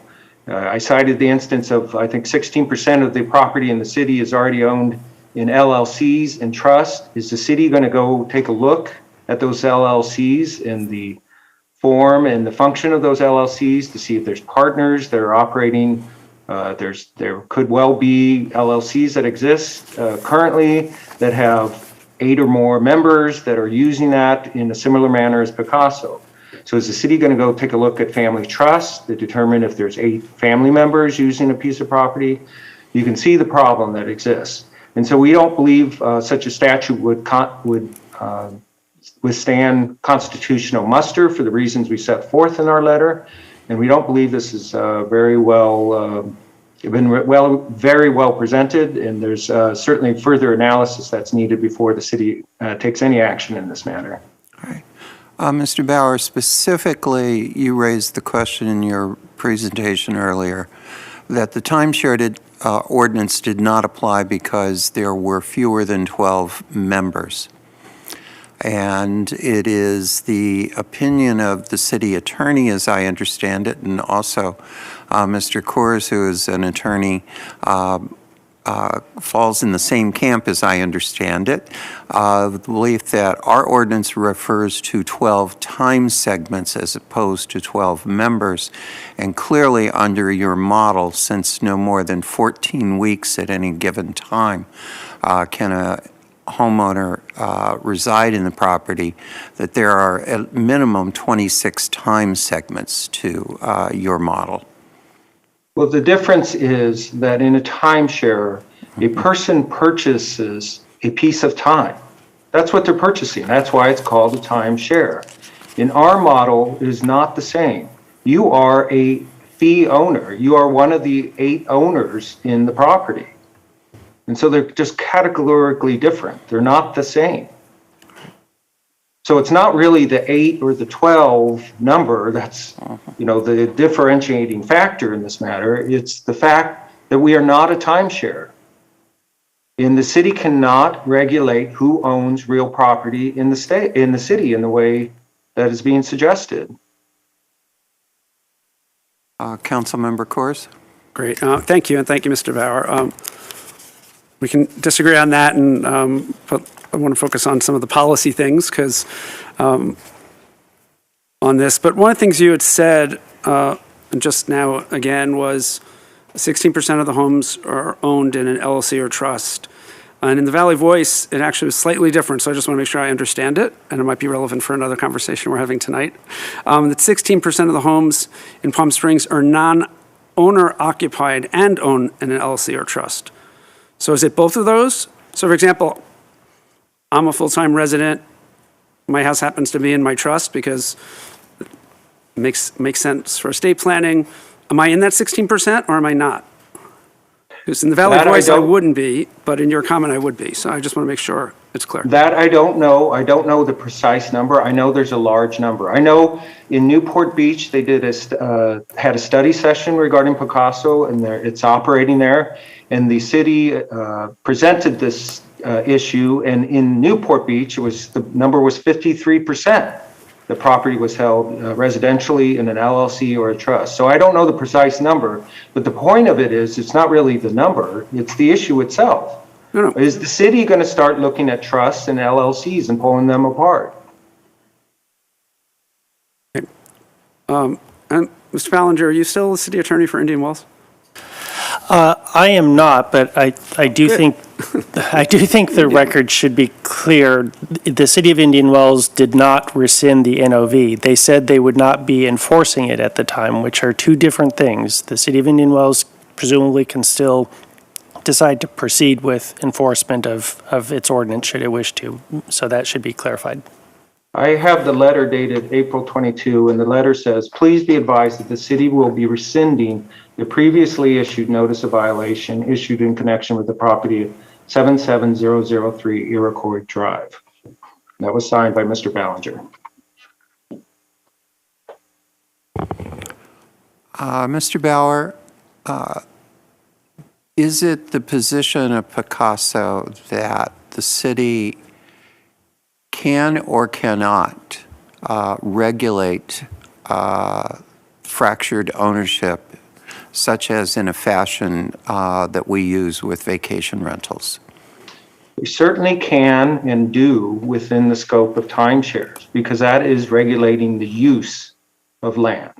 The city cannot and will, that any ordinance that they pass will not pass constitutional muster if they attempt to regulate who owns property in the city.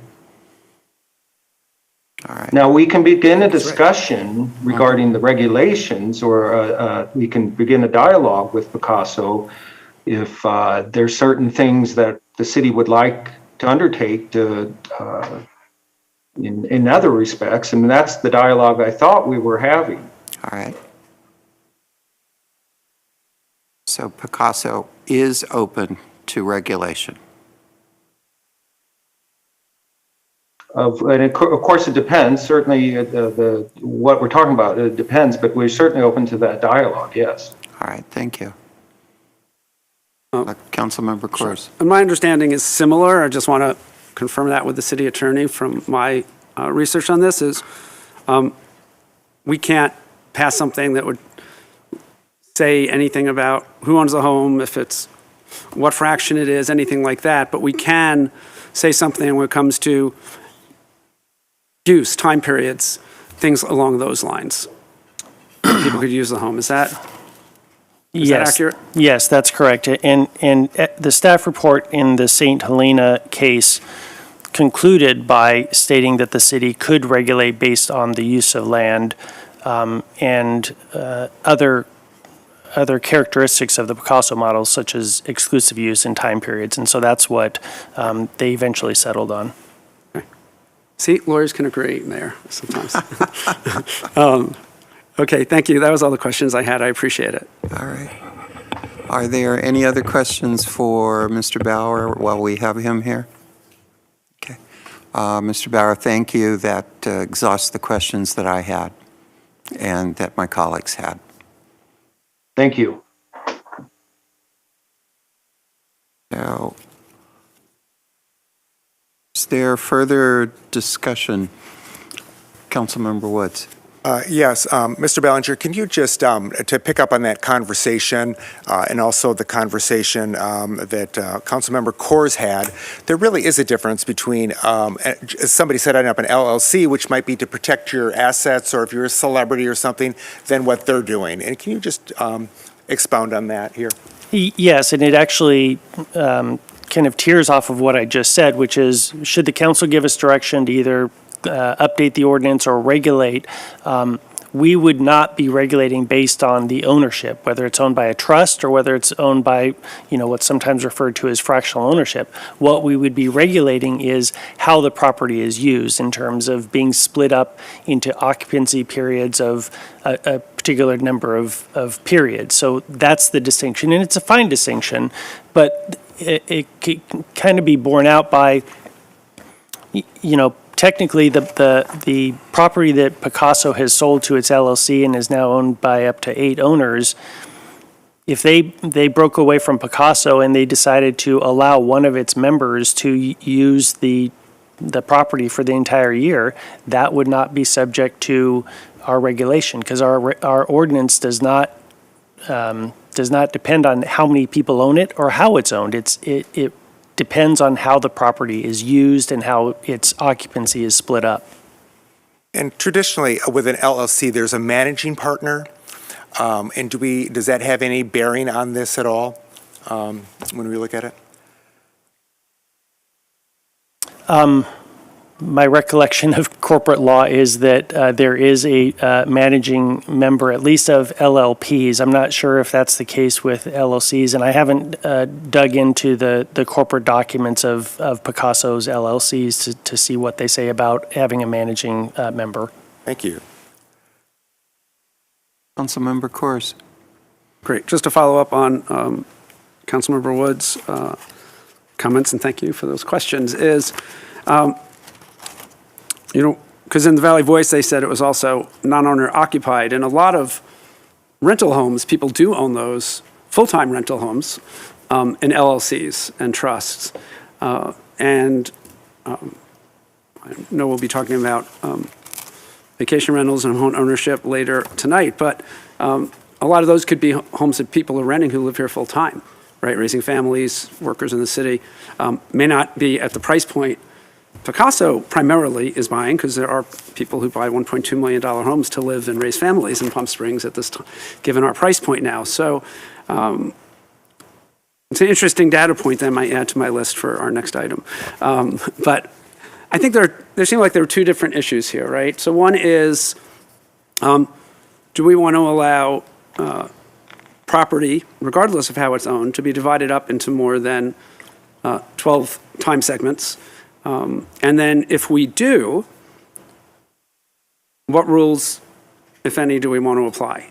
I think because we can't regulate who owns it or fractional ownership, and that's helpful, I think, for folks to know, because that was one of the requests from the Hospitality Association, is we come up with a new model just for fractional ownership, but that's something we can't do. It's really about use. And I think the concern on both hands is that we need to sort of try and get around. One is from a housing perspective, right? If it is allowed, more of our housing will be used by people in shorter periods of time, in this case 2 days to 2 weeks at a time, versus people who are using it as a primary or secondary residence, but it still as a residence in a single-family home in a single-family neighborhood. And then the second is what rules would apply, because to a neighbor, it's like, in many ways, a vacation rental, but without all the rules we have for vacation rentals, right? No ban on unlimited events, noise, parking, et cetera, and no enforcement, right? So I think those are the two related issues. One of the complaints I received, and I don't know the facts firsthand, even though it was a couple houses away, was someone at the home near me who was staying there took a hose on a gardener next door who's on a ladder trimming hedges. And the people at that house called the police. I don't know if we have that data or not, but I know when I got that, I did ask for it today, but it was very late notice, who came and asked if they want to file charges. And according to this folks, and this is not meant against anyone who is in that home or Picasso, said they weren't one of the owners and they didn't know who the owners were. And I'm only asking that, not assuming that happened, I don't know that, so what happens if, right, according to their agreement, they can't rent it, they can let friends, relatives, anyone they know use the house as during their first share, but they can't rent it to someone else, and therefore it doesn't have a vacation rental permit. But what would we do if we went out there and someone said that? And maybe that's more for the city manager, right? So our police find out that it seems that someone may be renting. Let's just say that happened. No different than if that was at my house without a vacation rental permit, right? But what is the process? Because I was asked that by some neighbors. What would the process be? What are they supposed to do in that instance? Yeah, to be honest, that can be somewhat difficult from an enforcement standpoint when someone just refuses to give certain information or doesn't have information. I can only relate it to some of the early days of short-term rentals in other communities where there was similar allegations that renters were staying by choice but not paying or something like that. And there's just no way to prove that, right? So I do think that's a vulnerability and difficult to administer. Thank you. And then something else, and Mr. Ballinger, if I'll ask this in a way, if we need to waive closed session, you can tell me before I divulge anything.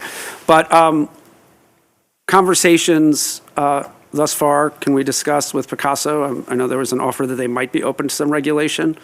Are we allowed to discuss what the city had suggested?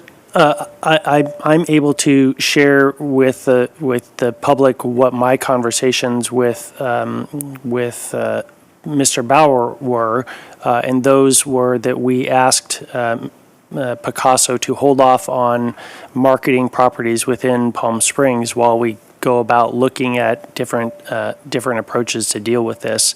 That was met with resistance from Picasso, and they rejected our request to hold off. And as far as I know, they're still marketing. They did counter with an offer to not purchase any more properties that are less than 1.5 times the median price point within Palm Springs, and they also indicated that they would do some other things.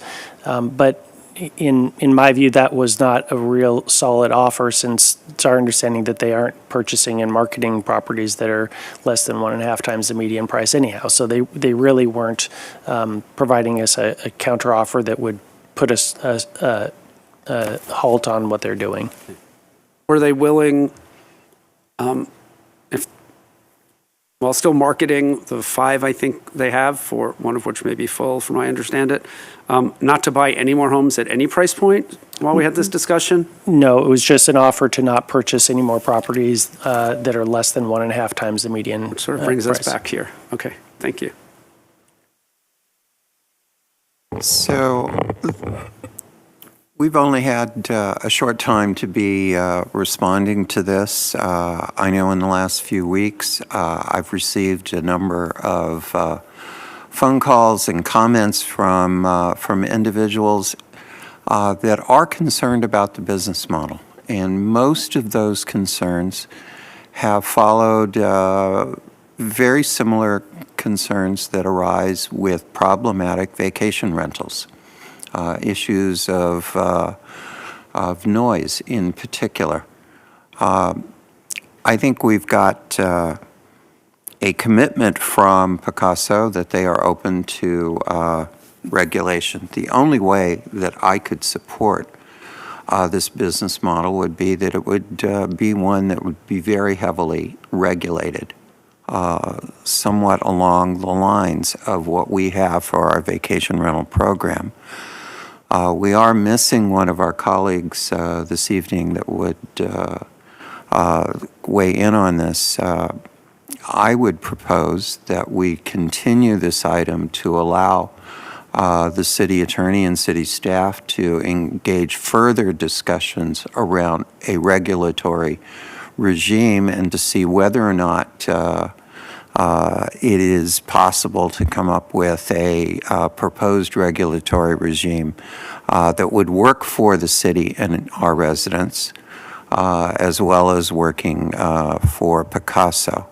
But I think I've tipped my hand on some areas where I'm concerned, and that is that these homes would need to be restricted to the luxury market level, that we would need to be cautious regarding how many there were in our community, and we would need to be able to respond in a regulatory fashion to noise complaints and other complaints that arise during vacation rental, similar to vacation rental situations.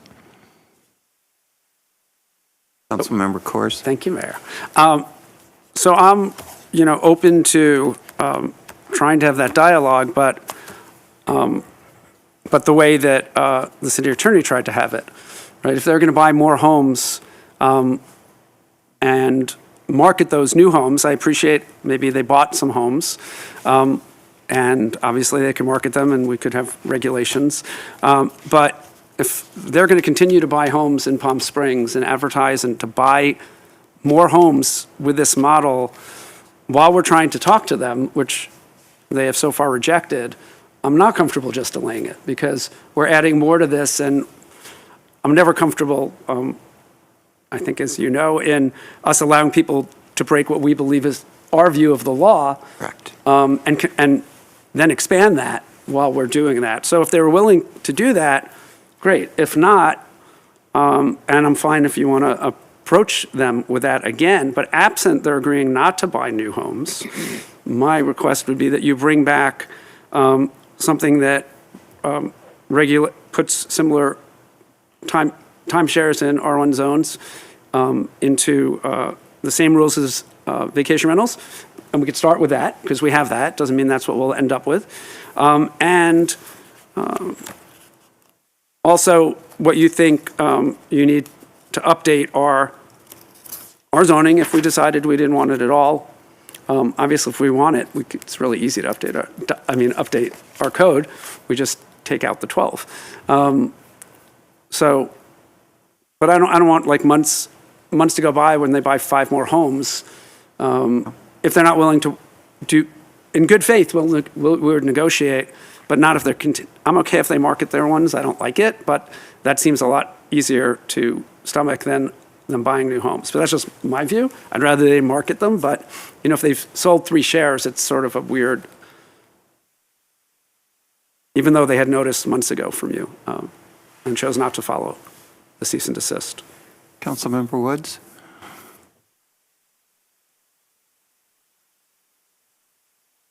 And listening to the attorney for Picasso, I did not get a strong feeling that they would negotiate to the point that we wanted it to be.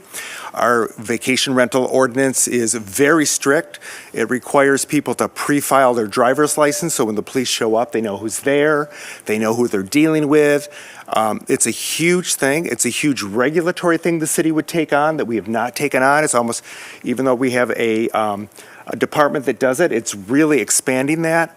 I truly don't believe we should let corporations buy our neighborhoods. It's one thing for an individual investor to buy a neighborhood and maybe rent it out to supplement their income or rent a room out to supplement their income, but to have corporations buying our neighborhoods, which is a huge problem throughout the country because investment techniques are changing in this country into real estate. I really cannot agree with it. I would go for option 2. And option 2 would be to prohibit it, change our ordinance, and to actually lower the number from 8 to something else, to whatever happens to work for the rentals. But I really don't see that Palm Springs needs to be South Florida, where there is a sweeping of corporations buying up entire neighborhoods and completely changing the face and the character of the history of Palm Springs. So I really can't support it. I would go for option 2.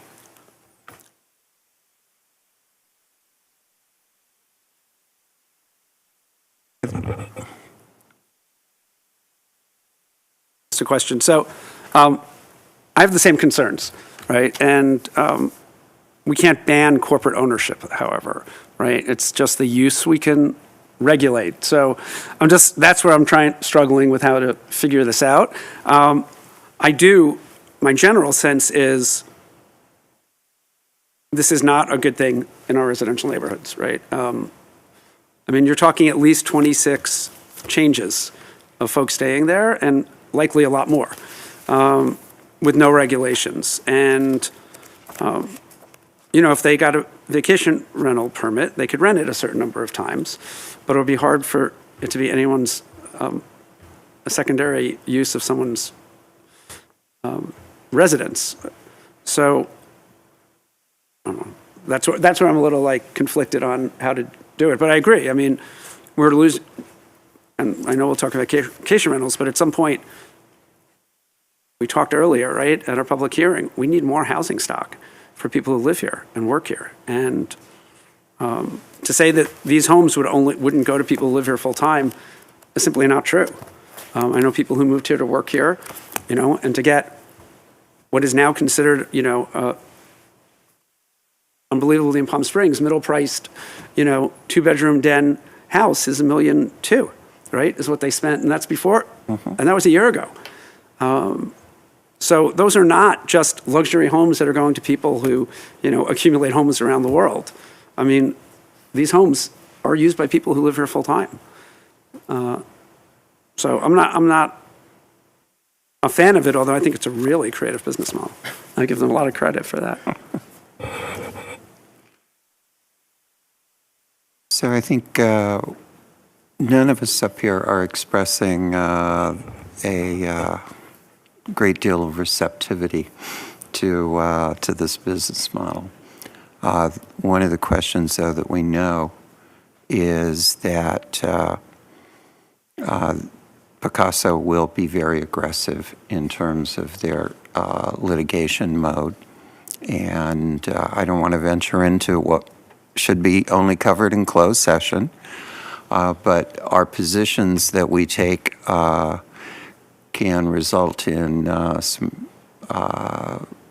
extremely strong likelihood of litigation or an opportunity to perhaps prohibit that litigation. I think that's something that we need to be aware of as we make our decision, that it's unlikely, depending on which course we follow, that we will go unchallenged. And, if that is a fair point, and I think we spent, 4 years litigating our lawsuit from Protect Our Neighborhoods, which went through the appeals court and we won, and we're threatened with litigation the other way. So ultimately, we have to make the policy that we think is best for the city, and I don't know, threats of litigation, while you always want to avoid litigation, sometimes can't be avoided. But we have to decide what the right policy is ultimately for the city. Is there a motion? Well, I just wanted to pick up a point that the mayor made.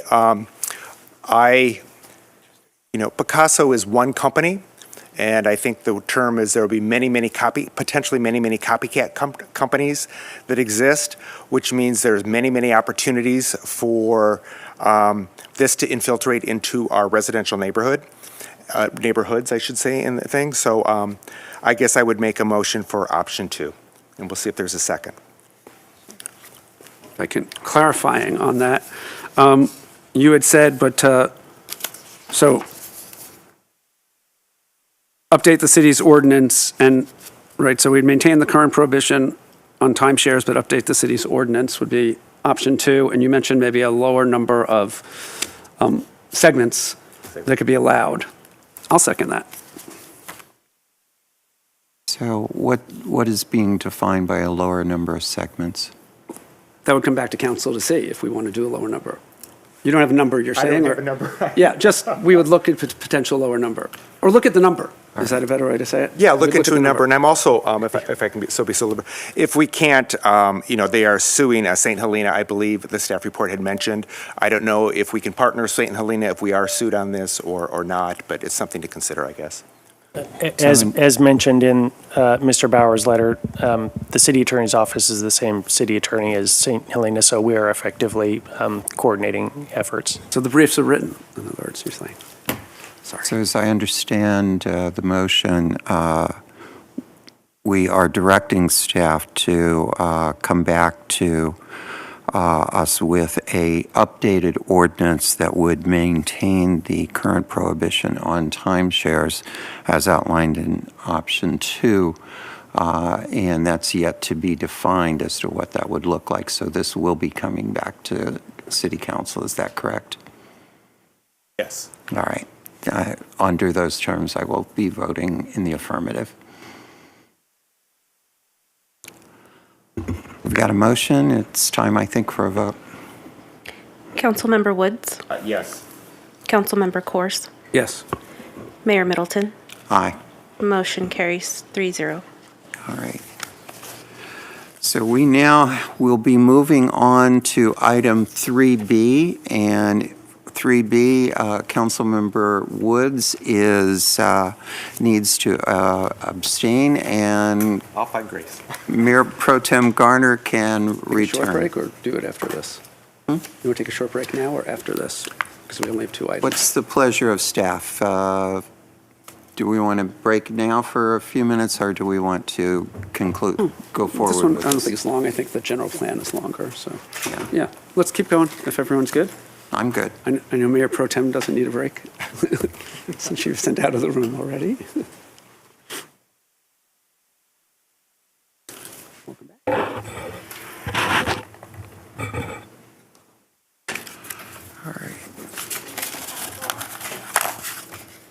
All right, the next item is 3B, a discussion regarding vacation rental study session. And I would again like to remind everyone that this was brought to us as an opportunity to identify issues around what kind of data items we should be looking at as we move forward into an upcoming study session on vacation rentals. And at that time, we will be reviewing data.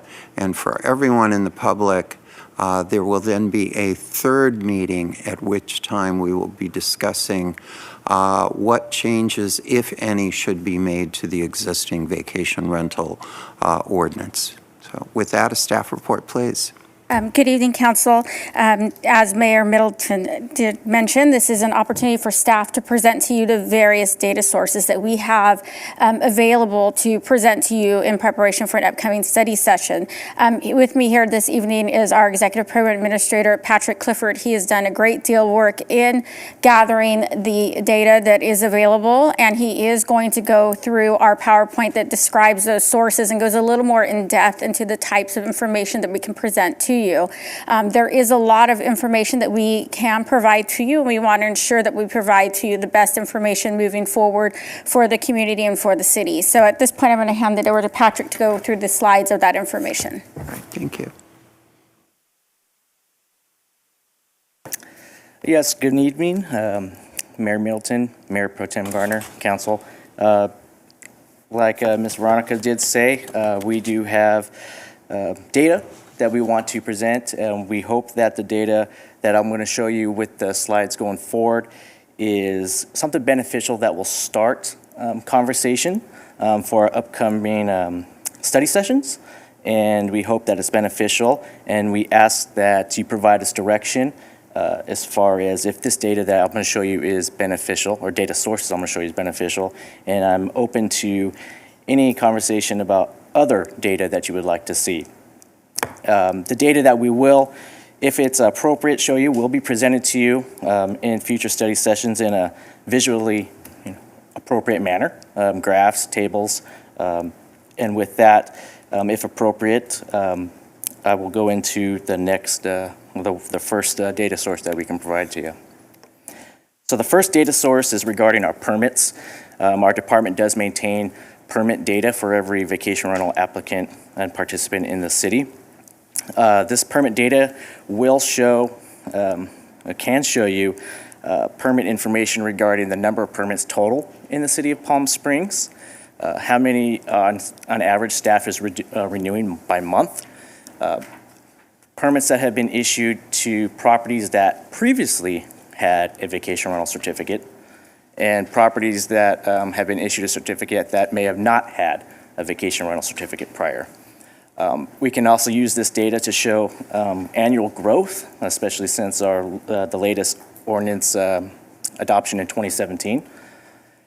And we can also break that down by property type, single-family homes, condominiums, and also we can differentiate between if it's a vacation rental or if it's a home sharing property.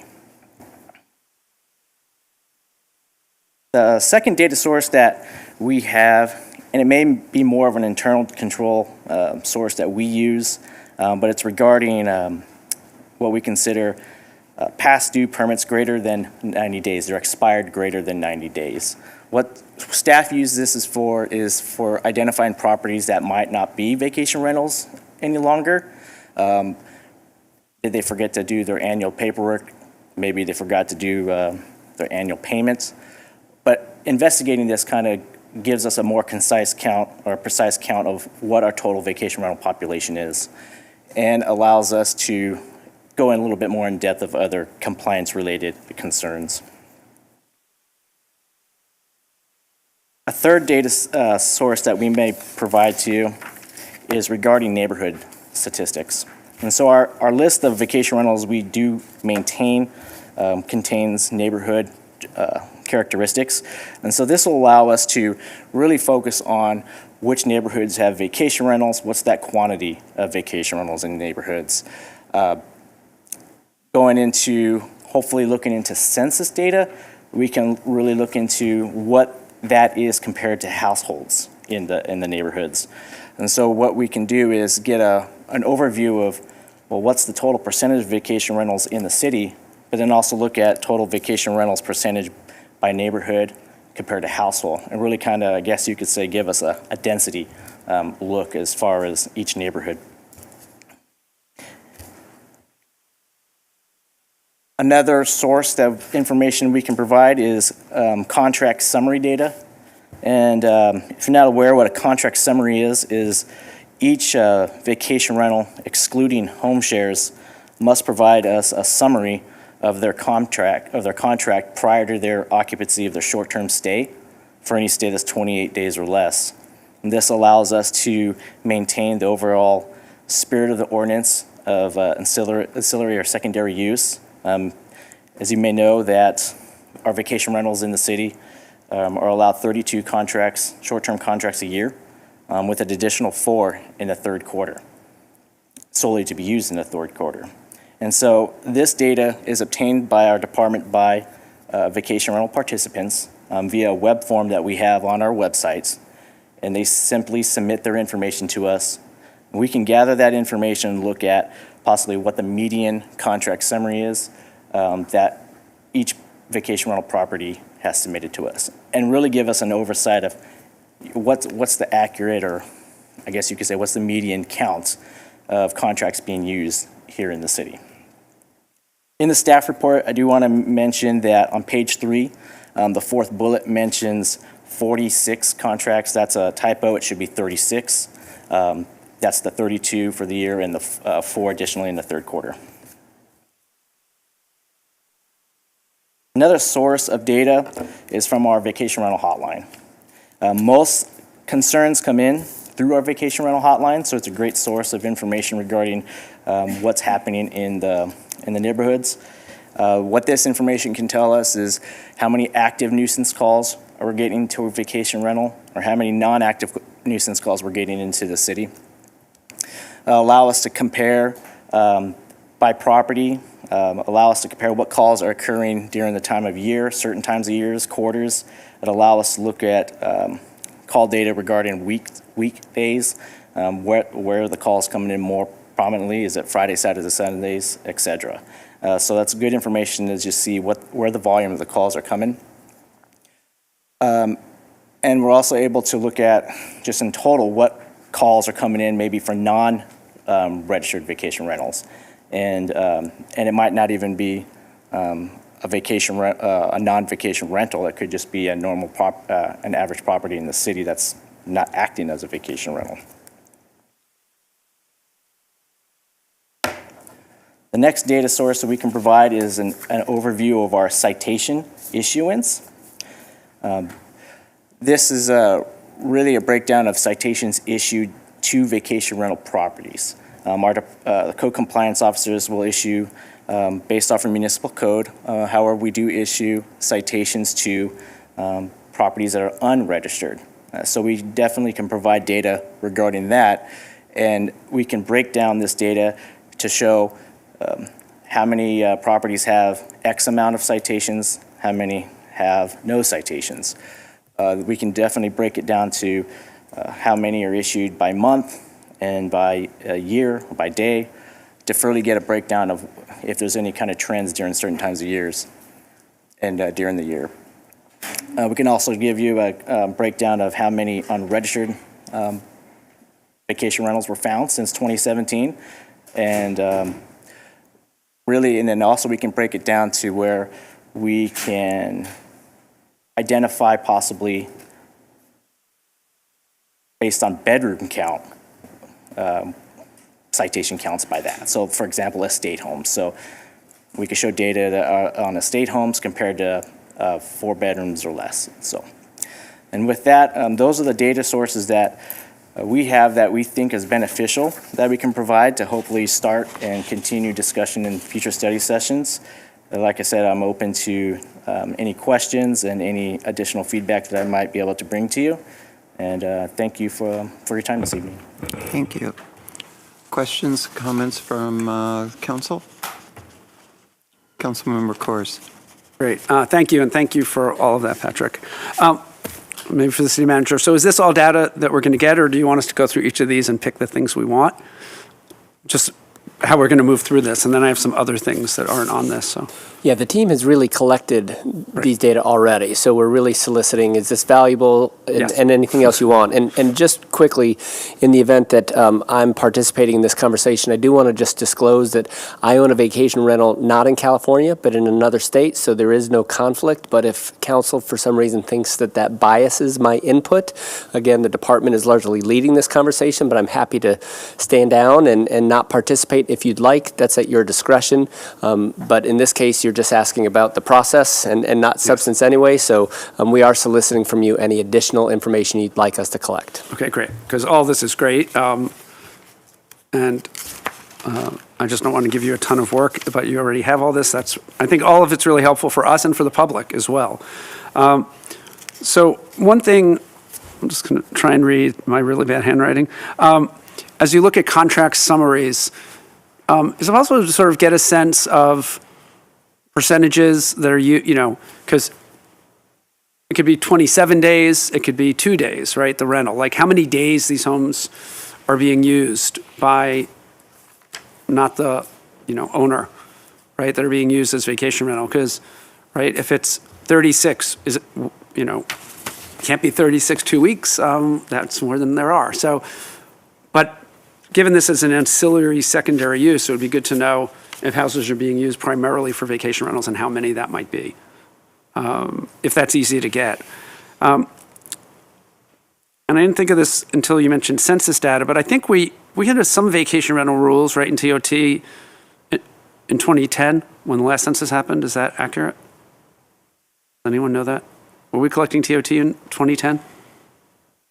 I believe so. I think we were, but I just want to make sure. It'd be really interesting to sort of get the percentage of, and I don't know if this is available in the census, but of renters we had then versus now, and single-family home renters, if we had that, then versus now. Because that would just give us a sense, also how many vacation rentals we had then versus now. So we're really seeing what the changes over the decade.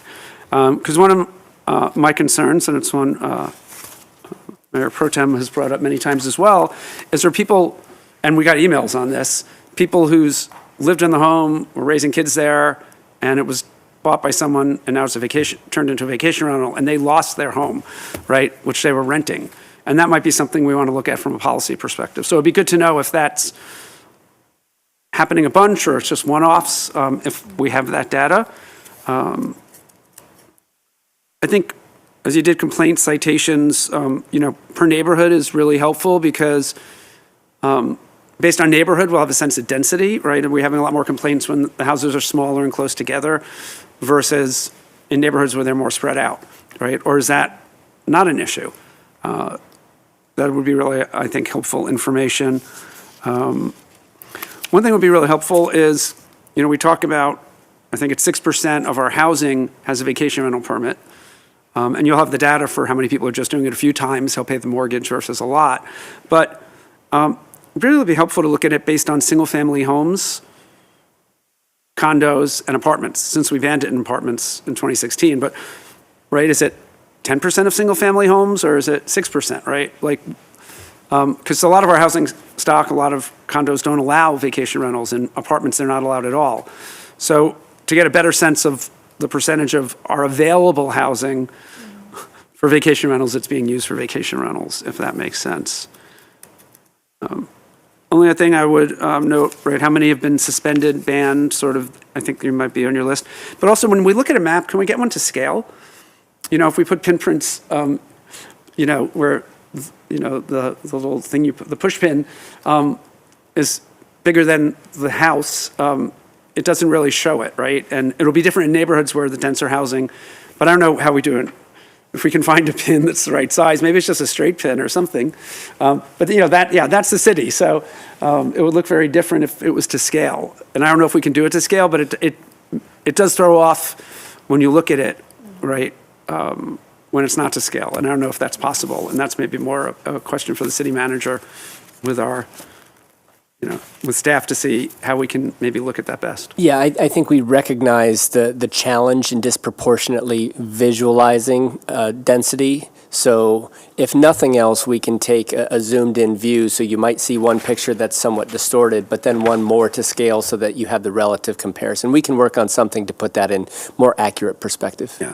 And I think the only other thing I'll say is relevant, which we get, but might be good for the public, is sort of the history of TOT. That comes from vacation rentals.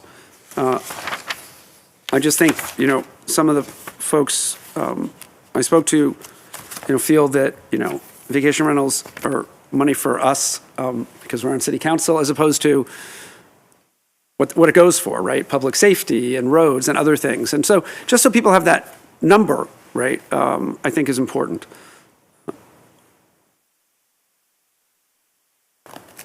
Because changes would impact that number in different directions, and that, is just something that people might want to weigh in on if we go that route. Thank you. Mayor Pro Tem? Thank you.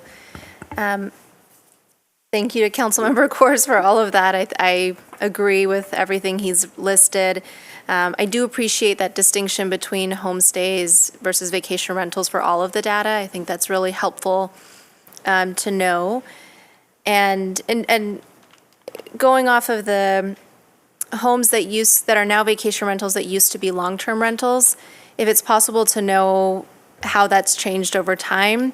I think you mentioned this, but I'm just curious, for instance, in this last year and a half where we've seen a lot of changes in housing here, how many, rental properties became vacation rentals? I think that would be helpful. And to see too how vacation rentals have expanded across the city. I think, for instance, there were not as many vacation rentals in the northern part of our city even a couple of years ago, and they're starting to pop up more. It would be helpful to see where they started and where they are now. Because I think that's been surprising for some people to see all of the new locations that are vacation rentals that there didn't used to be. I support all of that and very pleased to see the breadth of the information that you're already collecting. And earlier this week, I had an opportunity to give the city manager a list of some very specific items that I would like to see. And frankly, for the most part, I think they're all incorporated into the data that you have here. But most importantly, that data is oriented around neighborhoods so that we can actually understand it in terms of specific neighborhoods and where the growth is. An area beyond the ones that you've talked about that I think is relevant to the conversation is the number of second homes in our community. And I want to get a handle on how many homes that we have that are being occupied on a temporary, as a second home.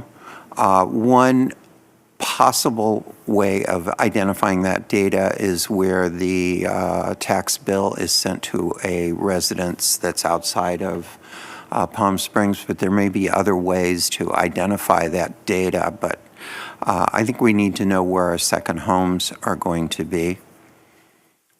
An area that I'm interested in, and this really goes beyond the vacation rental issue, is that we've built a number of homes in Palm Springs over the last decade, yet our census changed hardly at all, increase of 230 something new individuals. So are the new homes that we are building going disproportionately to second homes or into vacation rental markets? I'd like to get a sense of what that is.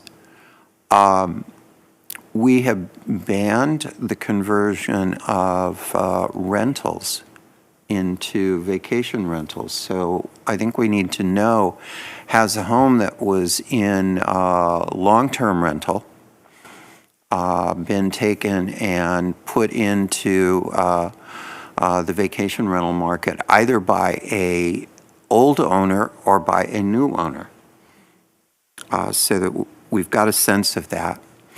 I'm really pleased that Councilmember Coors raised the issue of making the maps visual. And this is going to become a new theme of mine. As we become increasingly tech-oriented, those of us in my generation and older who are not tech-savvy haven't the foggiest idea what you're talking about and couldn't read the map to save our lives. So you're going to have to print the maps, and you're going to have to make them big. Otherwise, you know how to hide it from me. Just put it under Google Map. And I've now given all my political enemies an absolute opportunity how to hide data from me. One of the things that we have within the hotel industry that is data we hear all the time is what's the occupancy rate? We know how many rooms we have available for rent in hotels. I think we need to have that same kind of data for vacation rentals. How many rooms are actually available at any given time to be occupied, and what's the occupancy rate?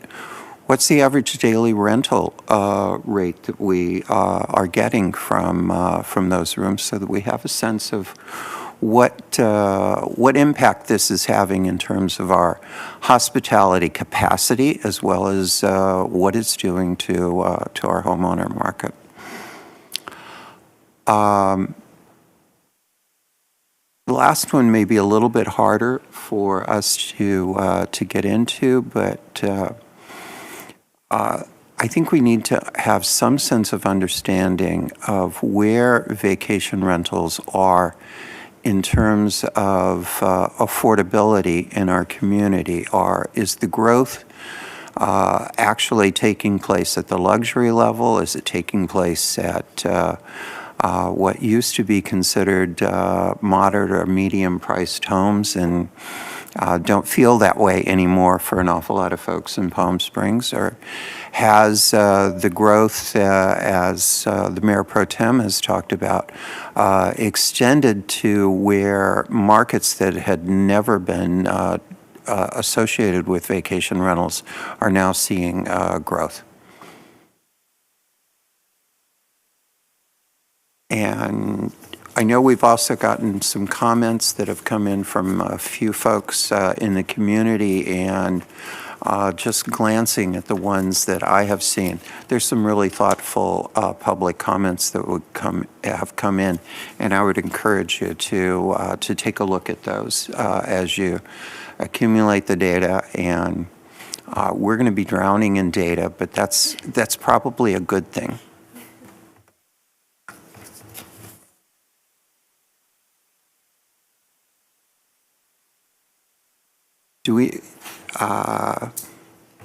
This is identified as being an item that would have a motion and a second, but it seems to me we were just giving direction. So I'm going to ask the city manager, city attorney, do we need to vote on this, or do you have the direction you need? I think we have sufficient direction. Okay, and more so, probably. All right. Do we want to take a 10-minute break before we get into the general plan? I think that's a yes. It's 8:10. We will take a break until 8:20. Thank you.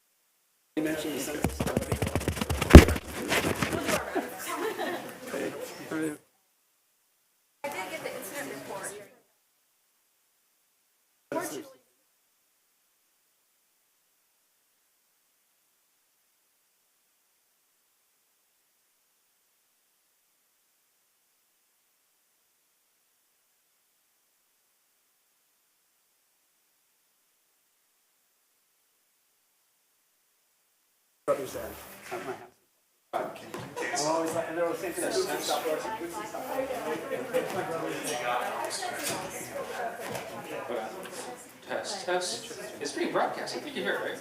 Yeah. Or is that coming from the DI speakers? Test, 1, 2. Test, 1, 2. Test. Test.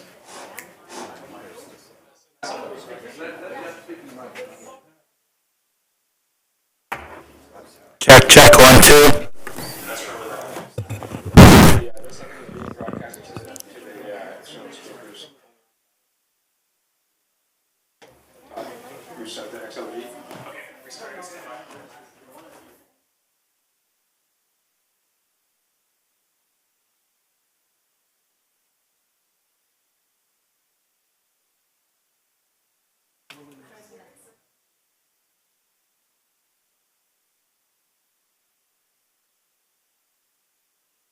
Yeah. They got $1 million. Well, they got more than $1 million into the house. They could probably sell it already.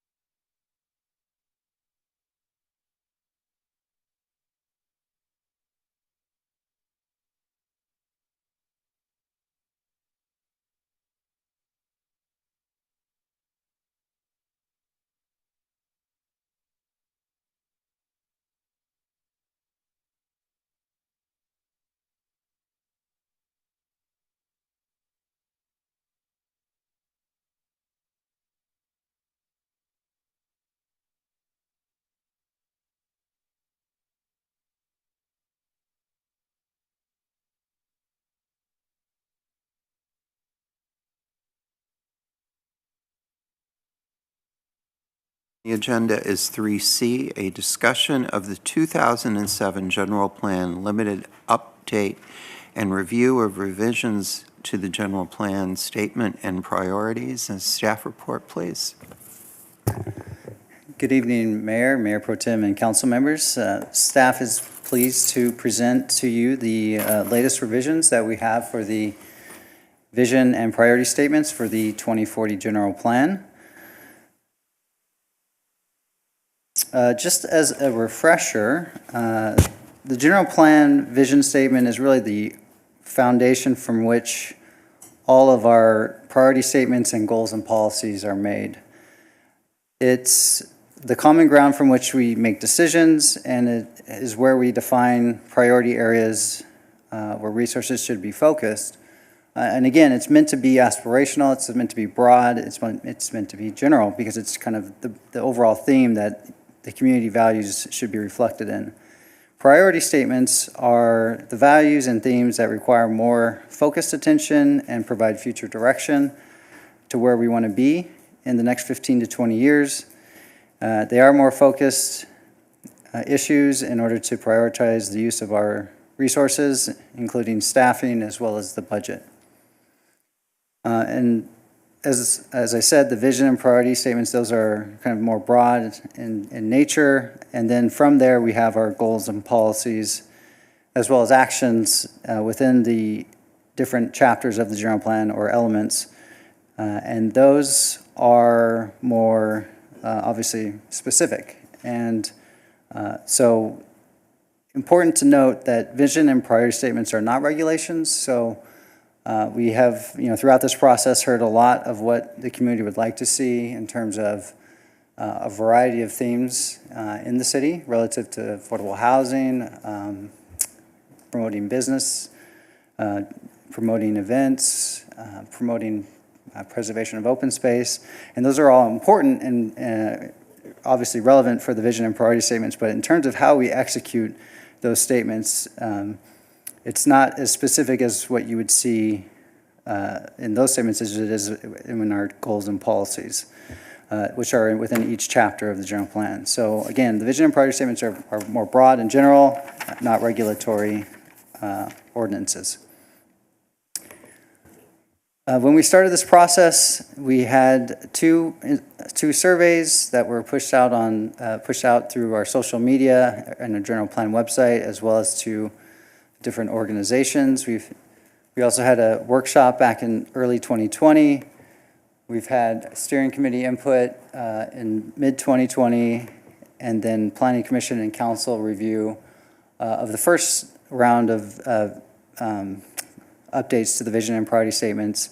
And as you'll recall, back in October of 2020, you directed that staff should continue the outreach effort for the vision and priority statements, because this is impacting the entire general plan, even though we are doing a limited update as part of this effort for the current program.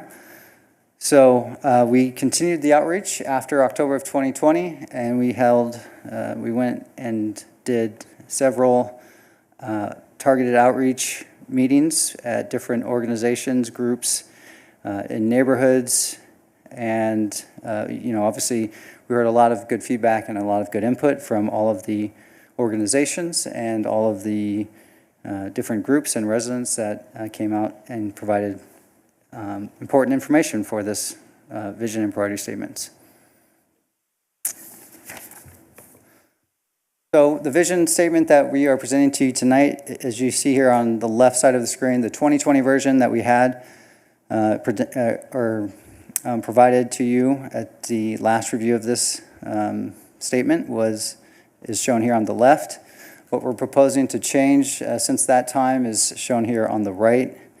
And so you can see it's has been modified a bit to ensure that we are have diversity in this statement, because that's an important theme we heard as well throughout our outreach, that we have safe neighborhoods, diverse commercial, arts, and cultural opportunities. And so those have now been incorporated into the vision statement. We also you'll see lower on this statement that we talk about being equitable, inclusive, and a high quality of life for all people. And then finally, the city provides responsive, friendly, respectful, and efficient public services, allowing for inclusion of all people and full community participation for all our residents and businesses. So this is the first thing that, as far as the staff presentation, I'd like to maybe hear if the council is generally in support of the vision statement or if we want to make changes. And then from there, we can dive into the different priority statements and go through each of those if the council so desires. Questions or comments for staff? Councilmember Course. Sure, thank you. So on the vision statement, just comment question, I have a couple. One is, do you want to say we're a desert resort community as opposed to a vibrant city? Right, not all of the community is a resort community, and I'm just wondering if that seems to narrow it, because as we talk about trying to diversify our economy and other things in this, I was just wondering if we're limiting ourselves when that's part of who we are, but it's not all of who we are. So that was one comment I had. Another comments when you talk in the first one, in the first paragraph, was diverse commercial, arts, cultural opportunities. I'd probably add entertainment if we're going to have a list and spell some things out. I think in the second one where we say we balance resident priorities with economic and sustainable growth, although I like balancing things, I also, the first time I read it, I said, as if those don't go together automatically. Like it's this versus this. And maybe that's just was my reading of it. But considers maybe. And then what was missing for me here, given sort of the things you see through a lot of this and from our other study sessions on priorities for the city, the council has done, two things that permeate everything, right? Are diversity, equity, and inclusion, and the environment, protecting our environment. And so I think we're missing the environment one here, right? I mean, we have like three maybe things on open space in the specifics that we can get to later if that should be sort of more coalesced into one. And maybe it's we value our architectural, historical, cultural, I mean, natural resources is the only thing, but nothing about prioritizing sustainability and protecting our environment. And just adding that somewhere in here and maybe to that paragraph, given that's such a high priority for our city. Thank you. It's for staff. Well, let me add a couple, David. And it's a bit in a hectic order. We've got some references here when it comes to cycling and pedestrian. I'd like to see us take an emphasis on creating a network of type 1 separated lanes for cycling, north, south, east, west. And the use of sharrows has been very important within the for cyclists, but they're not nearly as safe as when we can take and make a physical separation. And to the extent that we can do so, I think we should. When it comes to pedestrian safety, we've got an awful lot of places where we have gaps in sidewalks. And the traditional model is to wait for the developer, but that's putting at risk frequently pedestrians, and we need to emphasize the safety aspects along with the economical aspect of waiting on a developer. We have, and I want to be really careful as I say this, a very, very long history and a successful history of being a community that residents are here part-time during the course of the year. And I don't think that's ever going to change, or perhaps should.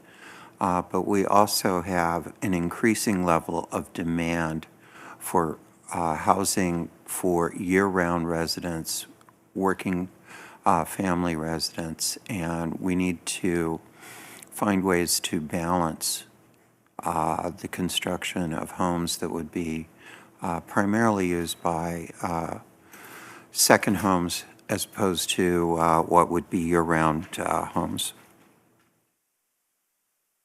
And a last area of balancing is open space is incredibly important. We have dedicated tremendous amount of energy to that.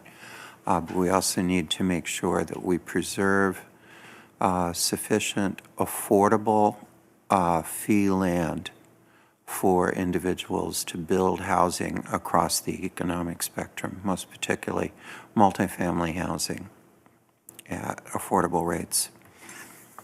And last comment, and it's one that picked up from some of our local business folks, and I think it bears importance. We're seeing the retail and how people purchase goods change tremendously in the last 20 years, and that change is only going to emphasize over the next 20 years. We need to be a part of that growing new economy, but we also need to preserve what is a very unique resource in Palm Springs, and that's locally owned and operated businesses.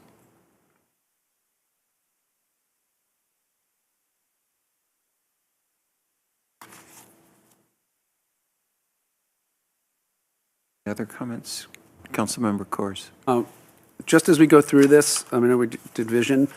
Does it make sense to take each priority one at a time to give you input? So we're all giving input on that? Or what's easiest for you? It's because you're taking notes. I'm sure you'll watch this again later. For how we could each go through everything, or should we each focus, or do you want to focus on each priority the way we did with the vision? What's best for you? Yeah, I think for staff, what would be most helpful for us would be to go through first the vision and then each priority individually, and then we can certainly talk about adding some of these specific topic areas. Some of them might be more relevant for like a goal or a policy and maybe an action item that, if we've got, we say we want complete streets for, with proper safety, as a kind of a general broad priority.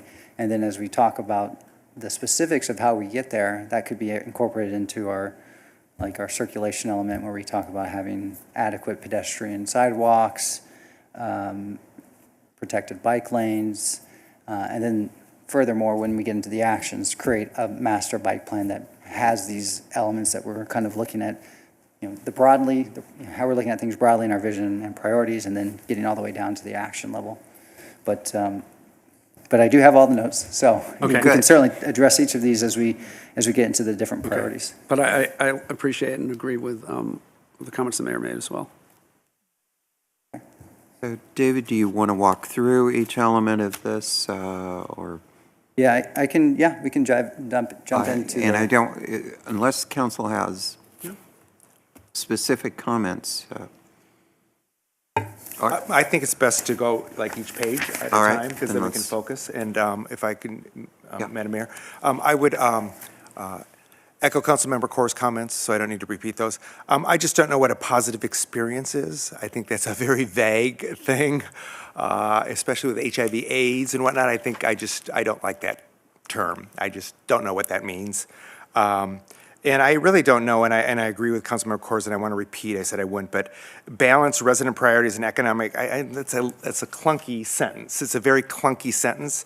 If you put a period before that, it's great. The city values its architecture, historical, cultural, and natural resources, period. That's great, but I don't know what balances means or what resident priorities means. There's just no meaning behind it, but we just need to rework that. But that's my only comment on that first page. Okay, go ahead. One more on this. I actually had that similar reaction on positive, so it's interesting, generational. But also, as I reread that, right, not everyone's coming here to relax, right? Sometimes people are coming here to play, to do sports, or to, go to events, right? So it's not just a relaxing experience, right? People come here for a variety of experiences, right? Yeah. all the culture, museum, festivals. It's sort of like visitors enjoy, have a wonderful experience. I mean, it's sort of, this is aspirational. In 2040, we want everyone to come here to really enjoy themselves, right? This is the one about our tourism, right? I mean, it's a little broader than that, but, we want our residents and our visitors to have a, great time, and they want to come back.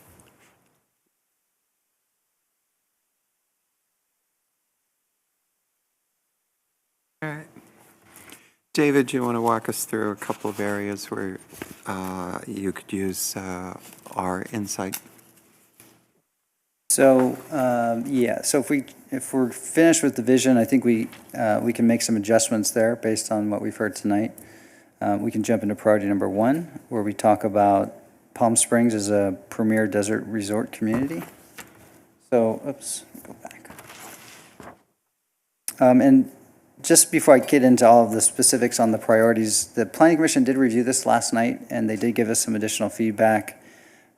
So I do have a couple of changes that are not in your report based on the comments we heard from the Planning Commission last night, and I'll get into those in the presentation. But priority number 1 is, as you have it in your staff report, it's really a minor change from what you saw back in 2020, incorporating cultural diversity and identity as a part of this priority.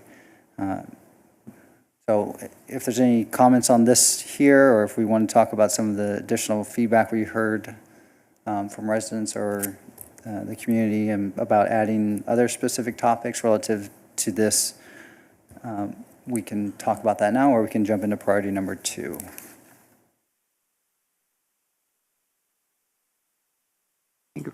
I think it would be helpful if we would identify the priority areas where we want to have further discussion. Yeah, so one question on this one. I mean, we heard public comment and a little bit at the Hospitality Association that some of those comments weren't incorporated. Some seem to be, so I just wanted, if you could comment on that. I don't have any specific changes to this one other than, sort of asking about that issue. Yeah, so I think a lot of some of the feedback that we did hear was, what makes Palm Springs unique, what attracts people to Palm Springs. It's the natural resources, it's the entertainment, it's the culture. Relative to this specific priority, we heard events were important. So we thought, in terms of how this current priority is written, that it really captures all of that.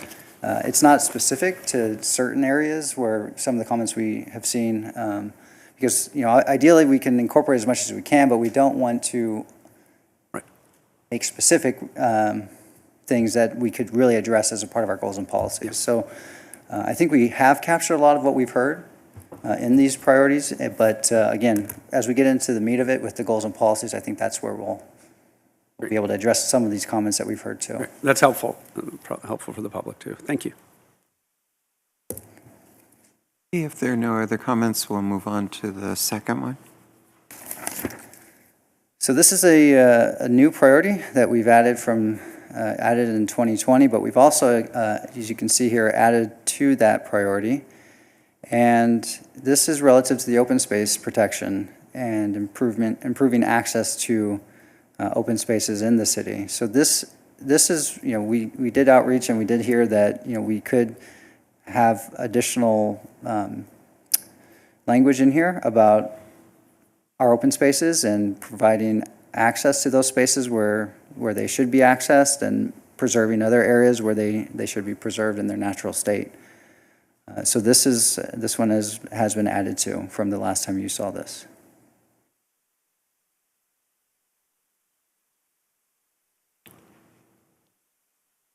Councilmember Kors. My only comment is, we have open space in a couple of places. Is the numbers relevant because we have one and then this is a new one? Or is this just, the order is irrelevant? They'll just get renumbered in whatever order? Yeah, they all have equal weight, so it's just really to keep track of it. I just add, so 10 really ties into open space, and we can get to it then, but I'm just wondering if we don't want one that's sort of open space specific instead of two that are separate. I mean, it's about physical, right? Enhance visual, physical, and equitable access to the city's surrounding mountains, washes, open space, and other scenic natural resources, et cetera. So I just don't know if we should combine and have one that's open space specific.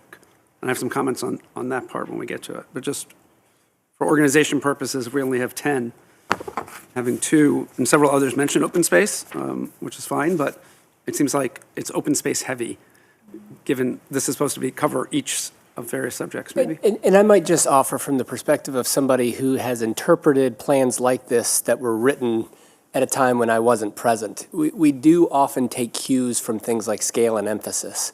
So when things are stated more than once, that's meant to, or it's often interpreted as kind of elevating that item and perhaps above and beyond things that might only be mentioned once. So just think about that not only in terms of keeping organized, but trying to capture the feel of these when they're read in total, and how many things are kind of mentioned over and over again, and how many things are mentioned once or mentioned in the context of other things, if that makes sense. I might also add that when we find tension between priorities, you may also consider kind of compound priority statements that recognize or even attempt to start to reconcile that tension. So for instance, we have priorities on housing and we have priorities on open space. Generally, those things are in tension with one another. Writing them separately without acknowledging that tension sometimes just leaves us, wondering how you accomplish both. A priority that addresses both, the language may give some clues, if not more explicitly state how we mean to address each of those priorities and acknowledge that tension, if that makes sense. Mayor Pro Tem? I appreciate that, and I also would like this document to be something that is accessible to people. They feel like they'll sit down and actually read through the whole thing, and it is kind of lengthy right now, so to be able to kind of combine things a bit that makes sense instead of being unnecessarily repetitive would be helpful. Yeah, I think as this new priority has kind of been enhanced over time now. As you read number 10, it certainly does sound to speak to similar priorities. So that could be something we can consolidate. And I think the city manager's comment regarding acknowledging very specifically, the tension that exists between providing adequate opportunities for housing and open space needs to be acknowledged, and what we're trying to achieve is an appropriate balance. Or at least that's what I'm trying to achieve. I agree, and I think it also fits in with balancing economic development, right? We supported, allowing fulfillment centers, but arguably that could be open space. So we have to be clear. We want a balance of these things based on what makes the most sense in which location, right? We want to give flexibility over the next 20 years that this general plan is meant to be, that we want a smart balance of it, right? We need all those things in our city, right? We know we need better jobs. All these things are in here in different ways, but I think the city manager's point about, we need to balance those things because we want all of it. And that's a really important theme in a community like ours. We can look across the 9 cities of the Coachella Valley, and we do stand apart from, I think, almost all of them in having a very diverse range of housing, of retail, of commercial, and of open space. Councilmember Woods. I don't like the word balancing. It's way too vague. And the whole purpose of this document is to say what the balance is, right? Do we want open space? Do we want tract homes? And I think that's what this document is supposed to really say is what are the community priorities on that? So Balancing leaves it up to total interpretation and anyone's whim at the time. And I think we really want to make staff's job easier, and we want to make the vision of the city easier by really saying what that balance is now.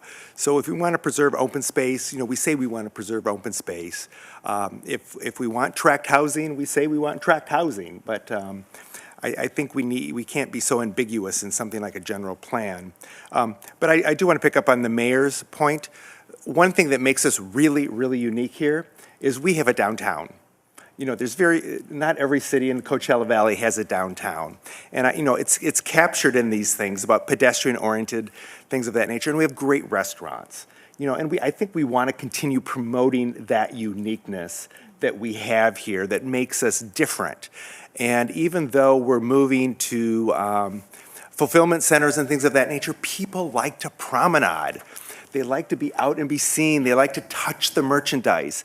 And it may not be offered in every city in the world. So they leave the brick and mortar of a big city or whatever and come here and have a different experience. And we've said in these goals or in these policies or the priorities is that we want it to be safe for them to do that. So I think that's really the vision of what I see us doing. And I do see us continuing to promote all of the great things that we have, including adding affordable housing, including adding, continuing our work on open space. Hiking is a great thing here. Building upon that and then just seeing where we want to go next, if that helps.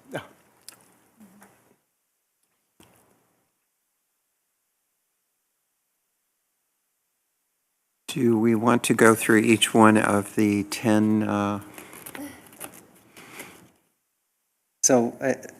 Because I think we've been giving a lot of general direction that staff's going to need to have to incorporate, as opposed to trying to wordsmith each thing. And I don't want to miss a comment that somebody wants to make, but I'm a little worried that we're going to be here for another hour.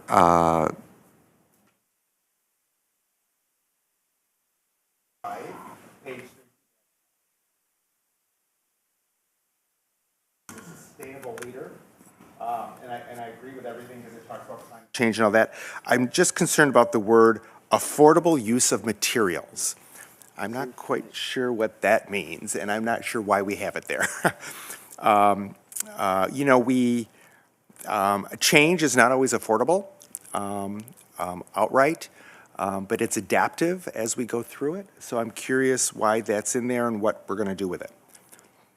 It says basically for the public, it says continue to advance Palm Springs as a sustainable leader, promote the sustainable and affordable use of materials, energy, land, water, air, and other natural resources to sustain long-term livability, etc.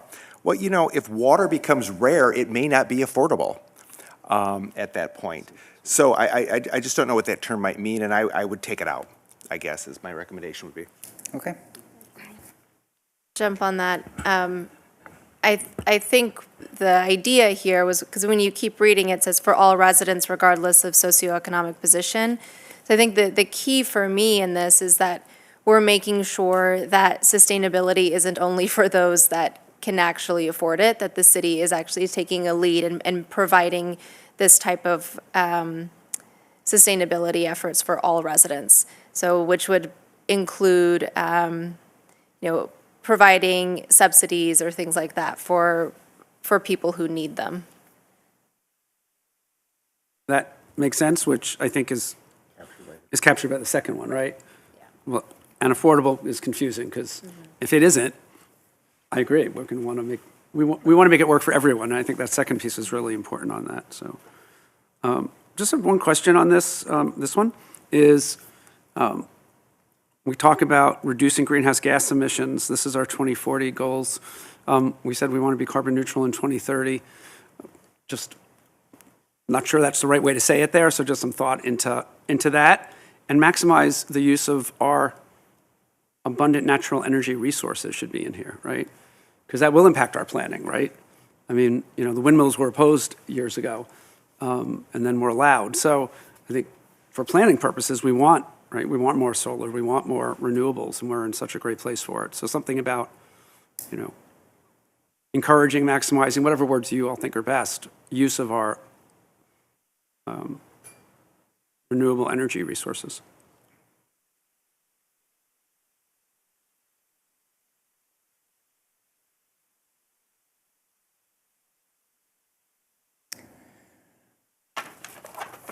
So, yeah, we can add that phrase or that sentence within that priority. And then you'll note on the screen here, this is one that we had we had comment from the Planning Commission last night.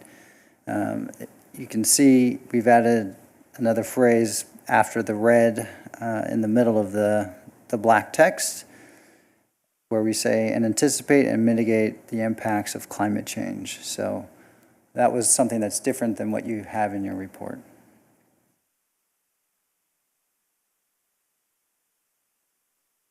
But I think we have direction on that one, and then we can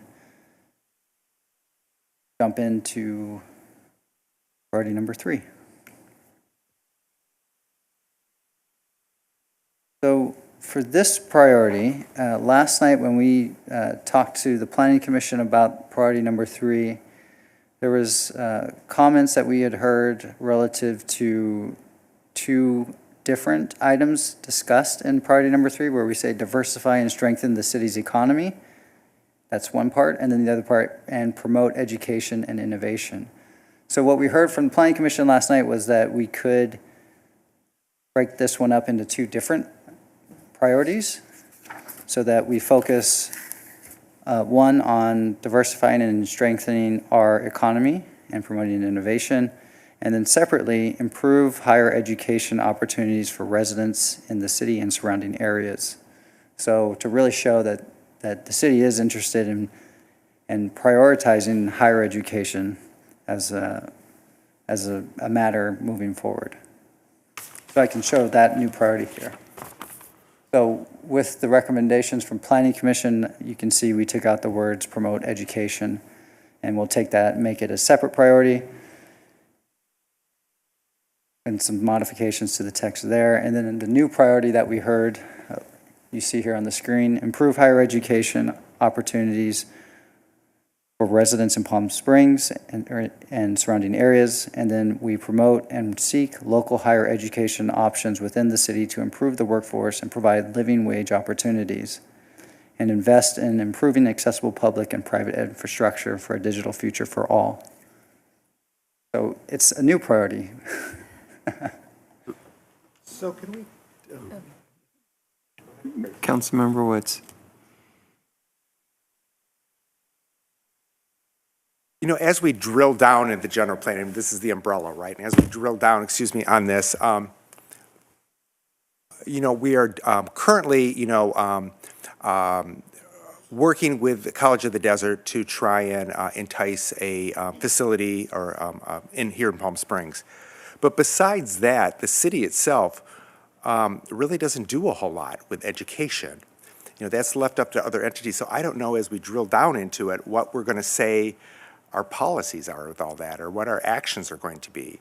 So I'm not sure that that's meaningful to a general plan. That's all, and I'll let the council discuss it. Yeah. Mayor Pro Tem. I agree. I also think that part of the way that we improve higher education opportunities and just education opportunities in general is by making sure our city is affordable so that people can access our schools and that they can live here. So I think that mentioning education within these priorities is important, but I don't think that we need its own thing, because we don't have a ton to do with creating these opportunities specifically as a city. We support them, but yeah, this just seems like a stretch and a little bit confusing. I'd rather incorporate education throughout the other parts that we have here. Okay. So then if that's the consensus, yeah, we can go back to the previous priority that we showed in your staff report. So this would be priority number 3.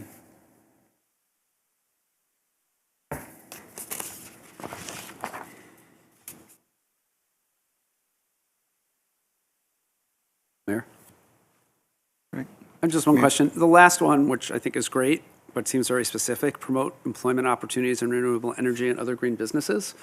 We want to promote employment opportunities. We don't know what they may be in the future, are diverse employment opportunities. And if you want to use that as an example, great, it's a great one, that we know will still be here. But we don't know what's going to be here in 10 years, right? So it feels, I just worry when we list something specific, or it gives the impression we're limiting it as opposed to being expansive, right? Which we need in economic. So I don't know the best way to do it, but it was just my only comment on that. I think we could change that last sentence to say promote diverse employment opportunities in a variety of industries, or something more generic, and drill it into the specifics of how we do that in our goals and policies.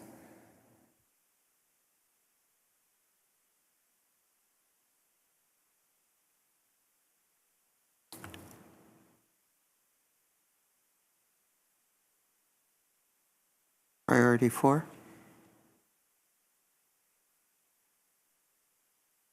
Okay. My one comment on that is sort of, I think Councilmember Woods made, and I think Mayor made already, is, right, what makes us unique is locally owned and unique businesses, right? And sort of make sure we include, this seems to be the place to include it, I think. That's all. But I agree with both of them on that.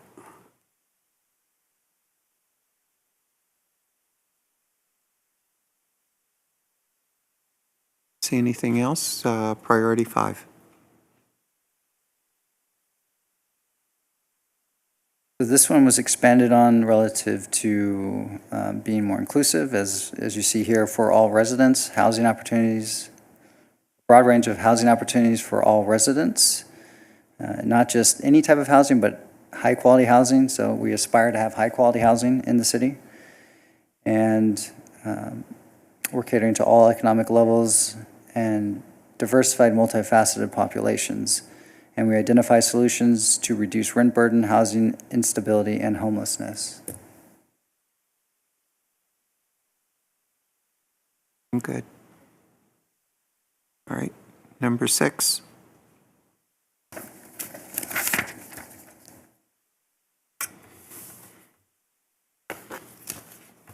So again, this is really with going back towards that theme of having inclusivity and being able to accommodate individuals that, from all different aspects.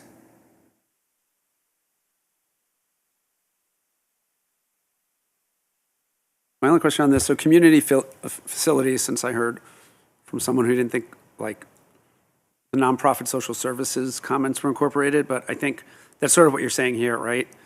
Community facilities aren't necessarily city-owned facilities, right? Right. It's broader than that. So just for folks who had reached out on that, I just wanted to raise, I think that's sort of what that's getting to, right? That it's important for us to have those community facilities that provide services. Correct. Yeah, exactly. Agree. Number 7. So you see here on number 7, this is relative to creating or encouraging the creative mixing of land uses to promote vibrant and walkable neighborhoods and commercial areas that are accessible to all. So combining residential, retail, office, open spaces, recreation, and other land uses within commercial and other key locations to create active, inclusive, and full-service neighborhoods that are less dependent on automobiles.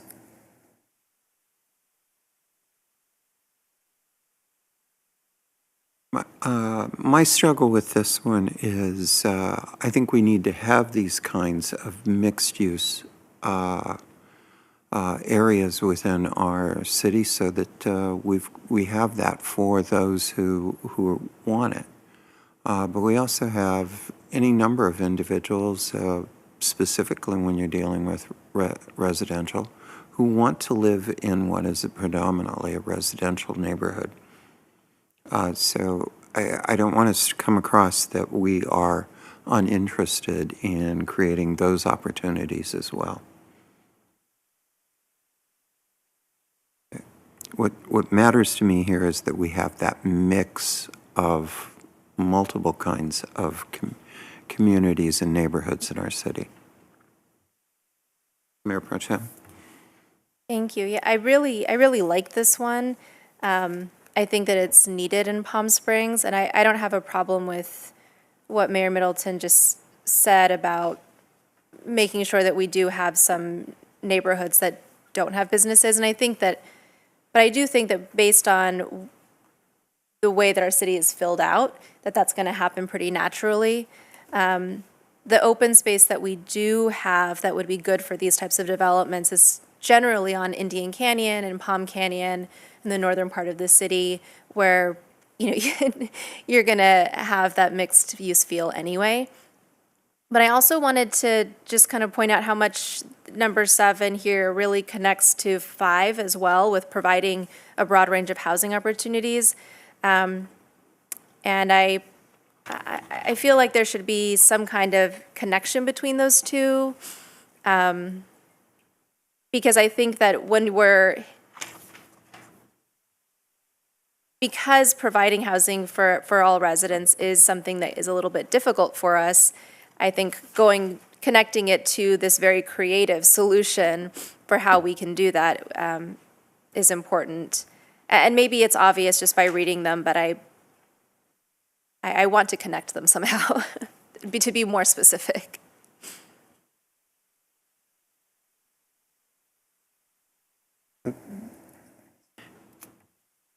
There's nothing else. I think we can go to 8.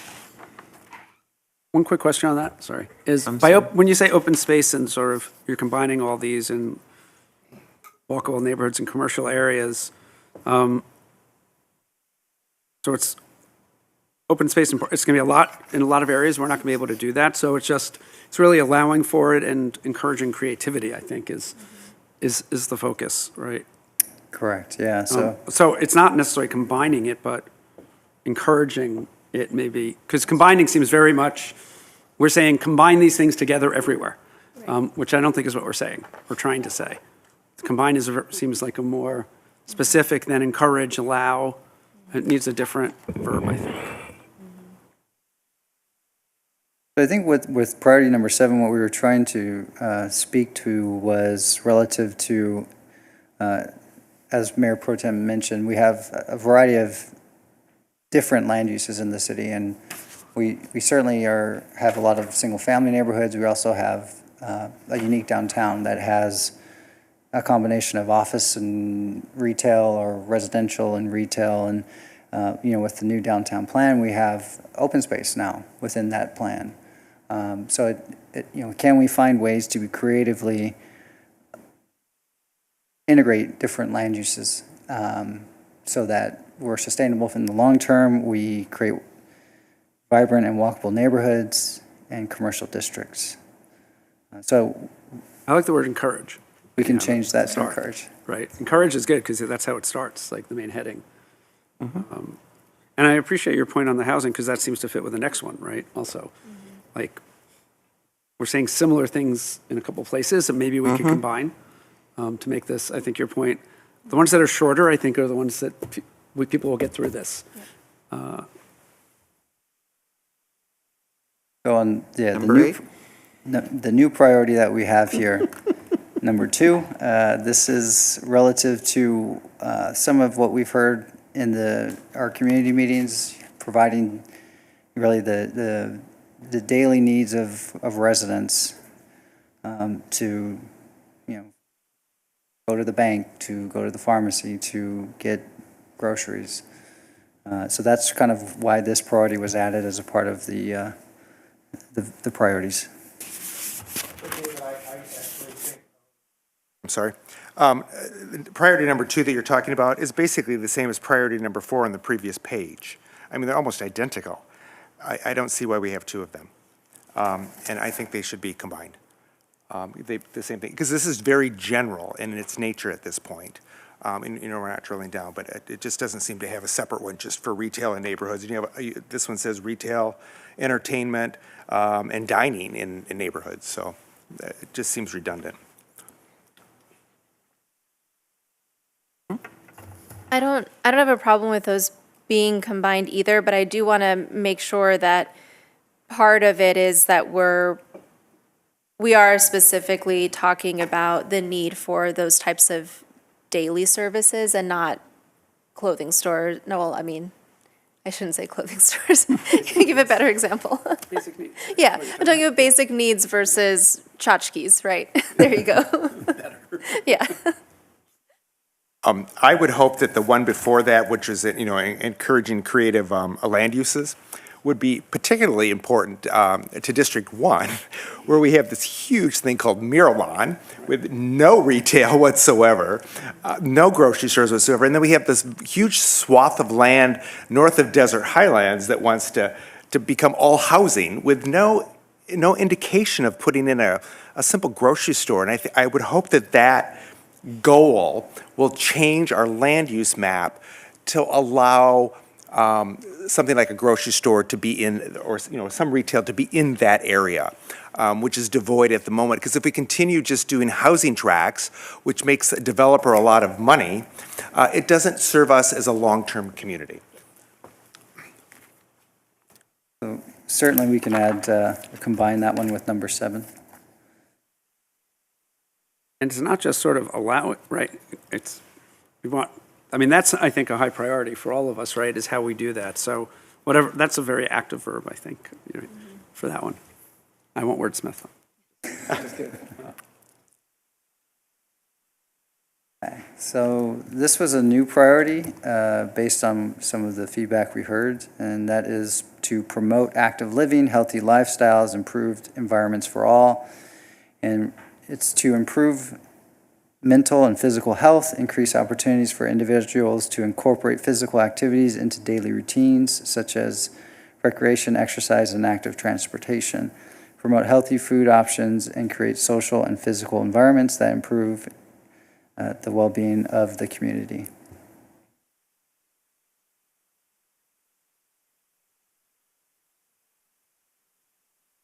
So this is more of a newer trend, I didn't think anyone in was planning, going to object to any of that.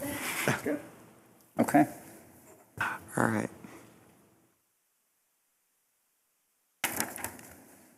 Priority number 8, preserve and uphold the distinct architecture and unique visual and aesthetic form in buildings and neighborhoods that distinguish Palm Springs from other cities.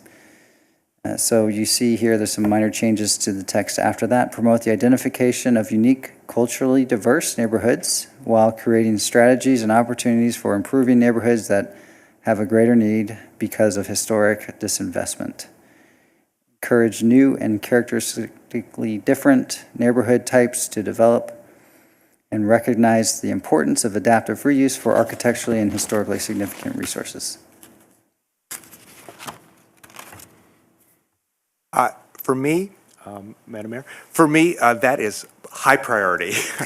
What we're getting in Palm Springs currently is we're getting Orange County architects, I'll just be right out there and bold like I am, producing innocuous architecture.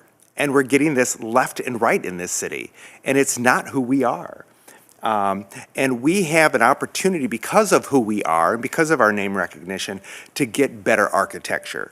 And hopefully, as we drill down in something like this, we can start applying it more, especially with our new model of where we have our planner actually talking to applicants before they do all the design work to get something. We are, our butterfly wings and our folding plate all makes us unique, and that was all cutting edge at the time.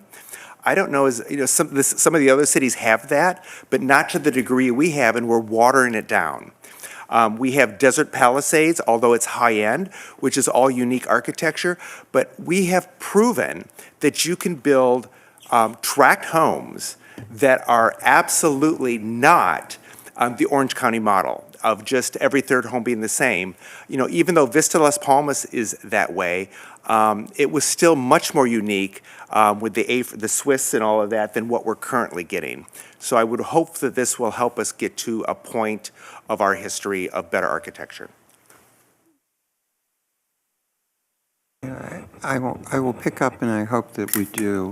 But the great architects of the 1950s were not driven by an AAC or a planning commission or a city council. They were great architects who were given the freedom to develop and if we're going to have that kind of excellence, we've got to be much more open to the creativity of the architects and the developers, and as opposed to trying to regulate greatness.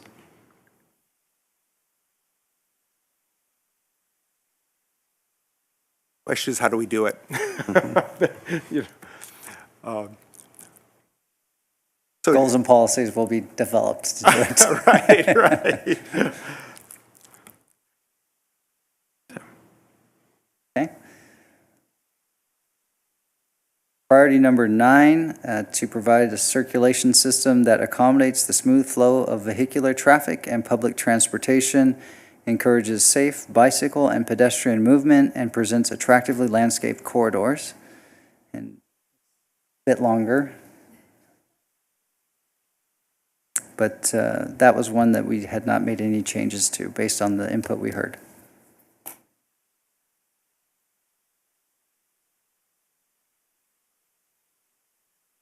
I don't know what adequate parking means. I mean, that is, I think I would strike that part. You know, everyone has a different definition of what adequate parking means, and the world is changing about parking. And as we become multimodal, why would we be promoting parking? And what does adequate mean? So I just strike that. It's superfluous words to me.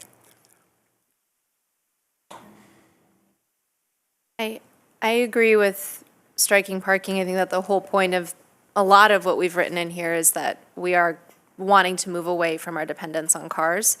But I also do think that this could be tightened up while still maintaining our goals and making sure that we're talking about safety, like Mayor Middleton mentioned.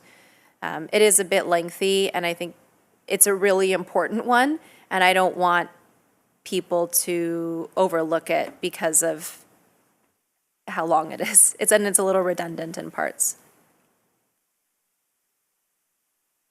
The only comment I had in addition, I agree with both of those, is when we want to protect residential neighborhoods from commercial traffic, yet throughout other places we want creative use, so we have more commercial in residential neighborhoods, seems sort of conflicting.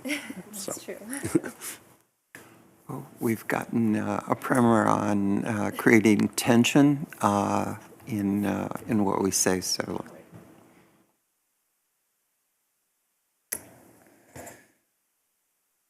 Okay, and then last but not least, priority number 10, enhance visual, physical, and equitable access to the city's surrounding mountains, washes, open space, and other scenic and natural resources. I think we got a prior Yeah, I comment. think that sort of goes in the open space one. I mean, we're limited on what we can do and access to things outside of the city, sort of like the college one a little bit. But, you know, I think we can add something in the other open space one, which I think is more Palm Springs focused. We can combine that one. Yeah. Okay, thank you. From a process standpoint, David, you're going to be going back and making some changes based on all of the input that you've received here this evening, and I'm assuming also consulting with the Planning Commission as we come forward. Is that correct? So based on what we heard last night, the Planning Commission was generally good with the priorities as you see them. But based on your feedback tonight, we can regroup and make some revisions. And then if you'd like us to present that back to the commission, we'll present it to the commission and bring it to council for another review. What's the pleasure of council? Should we ask Planning Commission to take another look at this based on the input we've received, or just bring it back to us? All right, sounds like back to us. Okay, will do. I know the Planning Commission's not bashful, and all of the commissioners will jump in if they... Well, they've already recommended it to you twice, so. All right.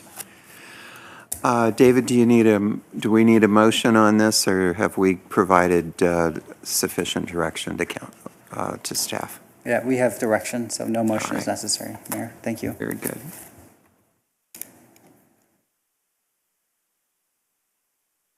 So I believe we have come to the point in the agenda where we entertain public comment on non-agenda items. Do we have any public comment on non-agenda items? We have one speaker, if you give me just a moment. All right, thank you.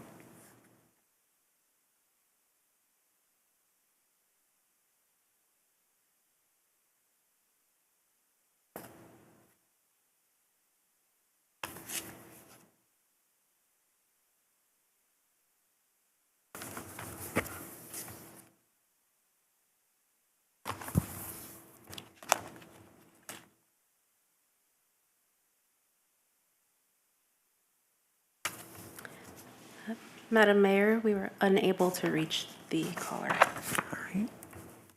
Thank you. Then we will move on to City Council, City Manager requests and upcoming agenda development. Are there, let's start with City Manager. Do you have comments or for us? Yes, if I could have PSTV put up the tentative upcoming meeting schedule, and we'll zoom in a little bit on the next few meetings. We have March 24th, a regularly scheduled meeting. It says 3 hours. Bear in mind that we are also pending scheduling a significant appeal item that would probably take an additional hour. We have a study session scheduled for March 29th. Right now, we're slated to present data on the short-term vacation rental program. And then April 7th, which is still a ways out, is booked up to 3 hours. Remember, we shoot for around 4, maybe a little more, depending on when we anticipate, how long we anticipate items to take. So this is relatively full, but certainly if council has items you'd like to see come in, we can. Actually, I do believe that there's one other missing, and that would be a follow-up on a discussion on potentially piloting a universal basic income program that Councilmember Holstead recommended. So, yeah, I don't see that on the 24th. So that would be another one in this mix. But if there are other items, we are certainly open to any direction from council. Mayor Pro Tem? Thank you. One thing that I've been working on with one of the interns that's working with me right now is a proposal for lunchtime talks with our students, specifically targeting upperclassmen at the high school and then freshmen and sophomores at CSUSB and any other local universities. So it wouldn't be too long of a presentation, and technically I think it's something that we could just do on our own, but I think it would be a great opportunity for the intern to be able to present on it. He's worked really hard on it, and just to elevate it a little bit in the community. So wherever that can fit in any of these March or April meetings, I think would be fine. I think we're going to have one more meeting on it, and then it'll be ready to go. So I just wanted to throw that out there as something that can fit wherever there's time.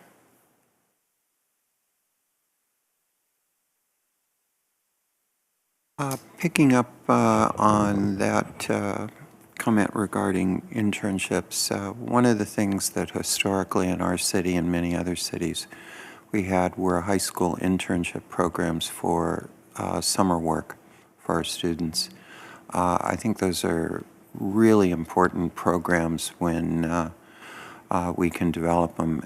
We are going to be coming up on the summer, and I'd like to see us get a proposal before school breaks that would allow us to incorporate students into internships over the summer here. That's so critical, not just simply for providing some income for the individuals, but the experience.